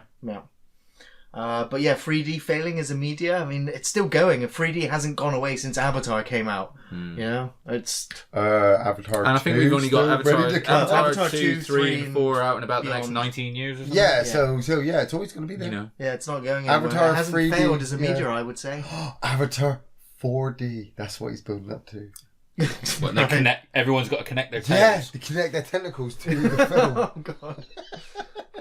It's fucking Futurama. Like, I love the tentacle. Next question is from William Lowry. Hey, William. Hey, man. Number 1, your favourite Scream queen. And number 2, you're held hostage and forced to undergo the Ludovico treatment, which involves seeing the worst movie you've ever seen on constant repeat. Could you survive? Yes. Favourite Scream queen? Curtis. Yeah, Jamie Lee Curtis. Yeah. Yeah. Simple answer, but Yeah, I I want to say Neve Campbell as well. I mean, when she came back through in Scream, She did the 3 films. it in took Scream. me back to Jamie Lee Curtis, because Jamie Lee Curtis didn't do that many, and Neve Campbell had done a lot in the 90s for Screaming. there's no real modern ones, is there? That I'm thinking of. Sherry Moon Zombie, in a way. Yeah, in a way. I mean, I haven't seen 31 yet. I don't know. I actually really liked it. A lot of people fucking didn't. awful. Yeah, so I'm a I zombie did though. fan. I Yeah, I liked it. know. I haven't watched a Rob Zombie film since Devil's Rejects. That's the best one. Well, Third one should Halloween. be out. I got to Halloween admit, what I was watched the Halloween 2. what I was like, the no. fucking witches. Which is Week. one? Yeah, I didn't see that one The either. Salem, Lords of Salem. Lords of Salem. Yeah, I that one wikid wasn't that, great. and I was like, nope. No. And then You I didn't miss- you wikid didn't miss much, 31, to be and I was fair. like, nope. But Jamie Lee Curtis is probably, She's my Scream queen as well, yeah. yeah. Titties. Trading places, mate. That's a win every year. I could easily survive watching the same shit over and over again. Tekken 2 on repeat The Ian, for Ludovico 24 is that? hours. That's the Oh, Clockwork mate, yeah, Orange with shit, your eyes right? opened over. Yeah. I want to say I couldn't, and a lot of people are probably sat there going, oh, yeah, fuck off. I'm a parent. And when you have a child, when you have a baby, You get used to watching shit on repeat, don't you? you have to. You put your baby into the bouncer, and you're like, right, okay, clean, dressed, fed, not moving. There's nothing sharp nearby. Nothing's gonna catch fire. The end of the world isn't gonna happen. You're sat here watching Fireman Sam.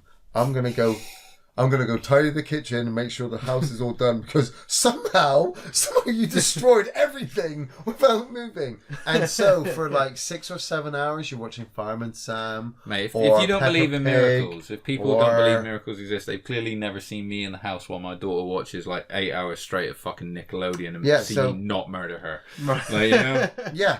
And so if somebody Like if said, you're stuck in the house, you can't go anywhere, it's pissing down rain or something, you don't want to do anything but watch TV, and they just watch the same show over and over again. Yeah. Which I know we all do through binge watching, but their shows are stupid.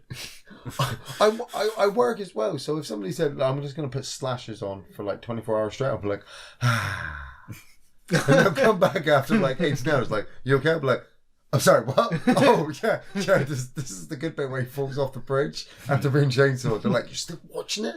I'm like, I'm not doing anything else. I don't know. I wouldn't survive. I know I wouldn't survive. I don't have parent training. You can. The Adam Sandler, wouldn't it, mate? Just like Jack you and Jill that. on repeat. I would Oh my swallow God. my own tongue. You'd be Dunkachino comes on and you're like man. fucking trying to hold your breath to kill yourself. If Gary's not hooked within the first 15 minutes, he's literally ready to rip his TV in half. But he knows he can because he hasn't got another TV. So he has to sit there, and things in other universes just explode. I wouldn't survive. I wouldn't do very well. I don't do bad films unless we're reviewing them. Literally, I will watch it to the end. but I will hate myself the entire time.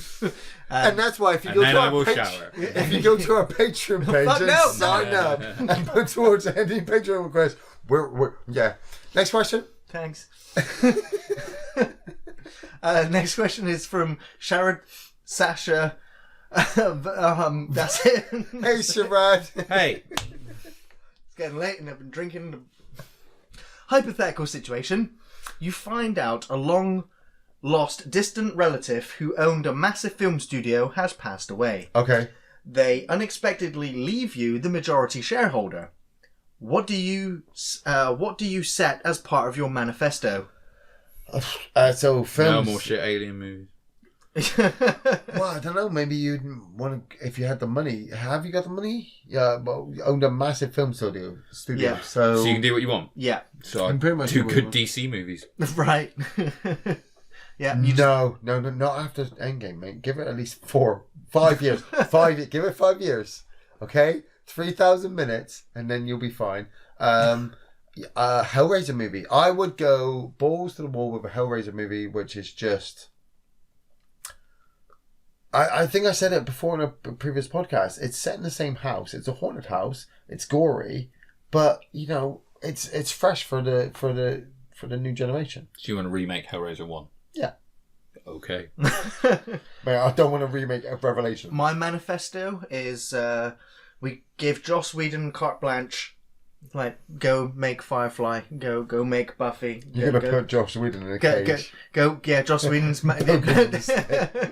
Joss Whedon, go make TV shows that we want. Yeah. Love. Yeah. Another Avengers movie. Next question is from Arnglade Dragonov. Hey, Arnglade. So, Who do you guys think would win in a fight? A Star Destroyer? Wait. We already had Dragonov. this is a Second different question. sniper. Arnglade. Okay. So who's going to win in a fight between a Star Destroyer, the USS Enterprise, don't know which one, or the Battlestar Galactica? Oh. Blackstone Fortress. It's not on there. You can't pick it. If you know, you know. I know, and it's not on the list. You can't pick it. So pick one. You got to call. You got Star to call Wars, Star Trek, or Battlestar? Well, I mean, if we're going movie franchise, I'm going to pick Star Right, Wars. Star But I Des- would say out of that list, I'm going to tip towards the Enterprise. I've got to. Star Enterprise has shields. Star Destroyers and Battlestar Galactica don't have shields. Star Destroyer has shields because they have deflector shields that Sure, are on yeah, board, yeah. and but they only deflect energy weapons, the same as the Enterprise. Both the Star Destroyer and the Enterprise have photon torpedoes, which I'm not entirely sure if they're solid or energy based, so they would pass through shields, maybe or not. The Battlestar Galactica would win all of this. You're a simply fucking because Nerding out. simply because it's got nukes, and a nuke will pass through an energy shield like a fucking knife through butter. And I'd like to see what. Well, you watched fucking Independence Day. Yeah, no, they we don't. explode on those shields, yeah. That's dude. an alien energy shield. That's different. Oh, I'm sorry. I'm being a jackass. Yeah, I'm sorry. Clearly. It's because the Isn't Battlestar a photon Galactica. torpedo a solid object, Yes, and it explodes yeah, on and the it shields. Yeah, no, it passes through shields. That's why No, it doesn't. Yes, it does. No, it doesn't. There's, once the shields are weakened, They fire the what shield- phasers yeah, to but take which down is the your shields. answer? once the shields are weakened, and the solid projectiles from the Galactica, which they fired from the guns, would hit the Quantum shields torpedoes. and put the shields down until they drop. Now, also the Vipers, which are small No, don't fighters. count, because otherwise the Star Destroyer Yes, will be the launching, Star Destroyer will Enterprise will be launching. Yes. Freaking, What the Enterprise? The Enterprise will be launching the captain's boat who just fucks off. Fucking shuttlecraft, brilliant. And on top of that, the Star Destroyer would release TIE fighters, which would actually do a lot of No, you damage can't count to the No, I'm Galactica. not counting. I'm I'm going not on. just I'm ships. literally going on the Enterprise. for the crew. Vipers The crew would find a way out of it. Battlestar I reckon. Galactica. Battlestar Galactica. I'm going with Battlestar Galactica too. Battlestar Galactica. Fair. So I've one of those two because the fucking Star Destroyer never wins anything. Yeah. You know, at the end of it, it's fucked. You know. Yeah. Next question is from David Bimore. Hey, Dave. Have any of you guys seen the fantastic TV series Barry? No. If not, why? No. Ian's recommended No. it to me before. No. So we watched Have it. neither of you seen this? No. It's on Oh, Netflix, man. isn't it? We would normally move over to another question, but luckily, I've wikied this. So you haven't seen it? So I haven't seen it, but I fucking know what this shit is. This is that chat is about to go fucking ballistic. this is a TV series which stars, I believe, the guy from Super. What's his name? The fucking guy from The Office with the glasses. He's no, it's not. It's yes, no, it is. It's not. He's in from the Liv new. Tyler. Not Liv Tyler. Kevin Bacon. Yeah, Kevin Bacon. No, It stars he's Kevin not Bacon. in The Office. It stars a guy fucking called hell. Barry who's a It's hitman. Bill Bill Hader. Thanks, Dave. I knew. I was gonna. As soon as I went to say Is it, it I Bill knew Hader? Yes. No, I thought it was the other guy from The Office. No. No, I'm thinking of a different. You're thinking of a different series. I know which one you are. Where he's the alcoholic. No, he's the hitman. That's I was Happy, thinking, isn't it? thinking the No. No, I was thinking the hitman from. I thought. The answer to your question is no. No. Oh, None of us have watched It Barry. was the TV series of the hitman. Yeah, he who was in- returns back into his. He was in hometown. Super. The guy you were thinking of was in Super. Yeah, Take that, crime! Bang! You know. that- Shut up, Craig. That's not Bill That's Hader. not him. So- That's not Bill Hader. No. It's in he and Barry. Is he and Barry? Bill Hader's in Barry. Okay. So have you seen it? Yeah. Rainn Wilson. Ray Wilson, yes. No, Is he it's not not Rainn Barry? Wilson. Okay. I did wiki. I'm pretty sure I wikied a TV series called Barry, but carry on. It's on my saved list. Yeah, for it's things on to my watch. favourite list as well. Yeah. Yeah. So sorry, Dave. We'll get to it. I'll wiki it. Next question is from Louise Jones. Hey, Louise. Are one of you H? Yes. We are all H from Like Steps. Agent H. And With we're Well, all I H. saw this That makes us question. Triple H. There you yes, there's 3 H's. We're all go. Harry's Triple so H. happy. Next question. Final question is from Trash. Hey, Trash. With Days Gone out, gonna have a zombie-filled weekend, but I'm bored of The Walking Dead. So can any of you recommend either In the Flesh, the BBC show, Kingdom, Netflix, or I Am a Hero, 2015, fist bump. If you're looking for a zombie show, I'm going to recommend Santa Clarita Diet for a fresh zombie comedy. Yeah. But yeah, if you're looking for Walking Dead style, I mean, if you're bored of The Walking Dead, I'm just going to Well, say... Yeah, if you're looking for... Don't talk to me. if you're looking for... Go watch Z Nation. Yeah, if you're I'm sorry. Let's not say things we can't take back. Survival horror. If you need more survival horror, Kingdom is probably your best bet Yes. after Walking Dead because there's But I nothing... haven't seen it, so I there's can't say anything about it. You haven't seen Kingdom? Not yet. I haven't seen the new series of Walking Dead, and I know it's going to be better than Kingdom, but Kingdom was refreshing. I'm going to give Kingdom a go after all. Z Nation is shit, and if you go to Z Nation, you'll realise why you love The Walking Dead. Santa Clarita Diet, it's a strange zombie movie, not the Well, zombie. series, yeah. Yeah, but it's not the horror survivalist. No, kind of because they're story. still, they're still walking and talking, Yeah. and they're still alive. Yeah, but Do you know what's got Life. dead? Do you know what's got dead people that walk around in it? The Good Place. Watch that. The Good Place is great. Yeah. I need to watch that. It's got Ted Danson in it. Waiting for series 4 now. Yes. I think. Yeah. Anything 3 with was Ted really Danson sporadic, in. wasn't it? It was, They, yeah, They dropped yeah. it. As in, I don't think I've actually watched the last couple of episodes because they were just dropping it so randomly. No, it was good. Yeah, it was very good. Cool. Yeah. Yeah. Well. Unfortunately, You finished it with a pose you wanted to. You were just like, doesn't work like that. Gary, come. Well, that's going to bring us sadly to the end of the 29th podcast. But we shall be back next month live, and we will be talking extensively about the Marvel Cinematic Universe. Spoilers be damned. We will talk about the ins and outs of Endgame, and All over it.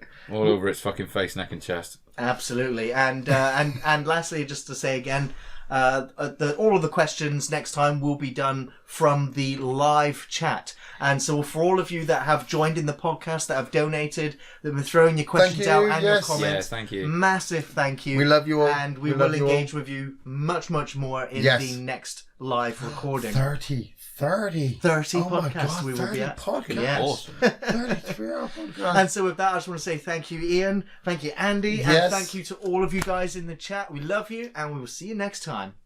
Love your faces.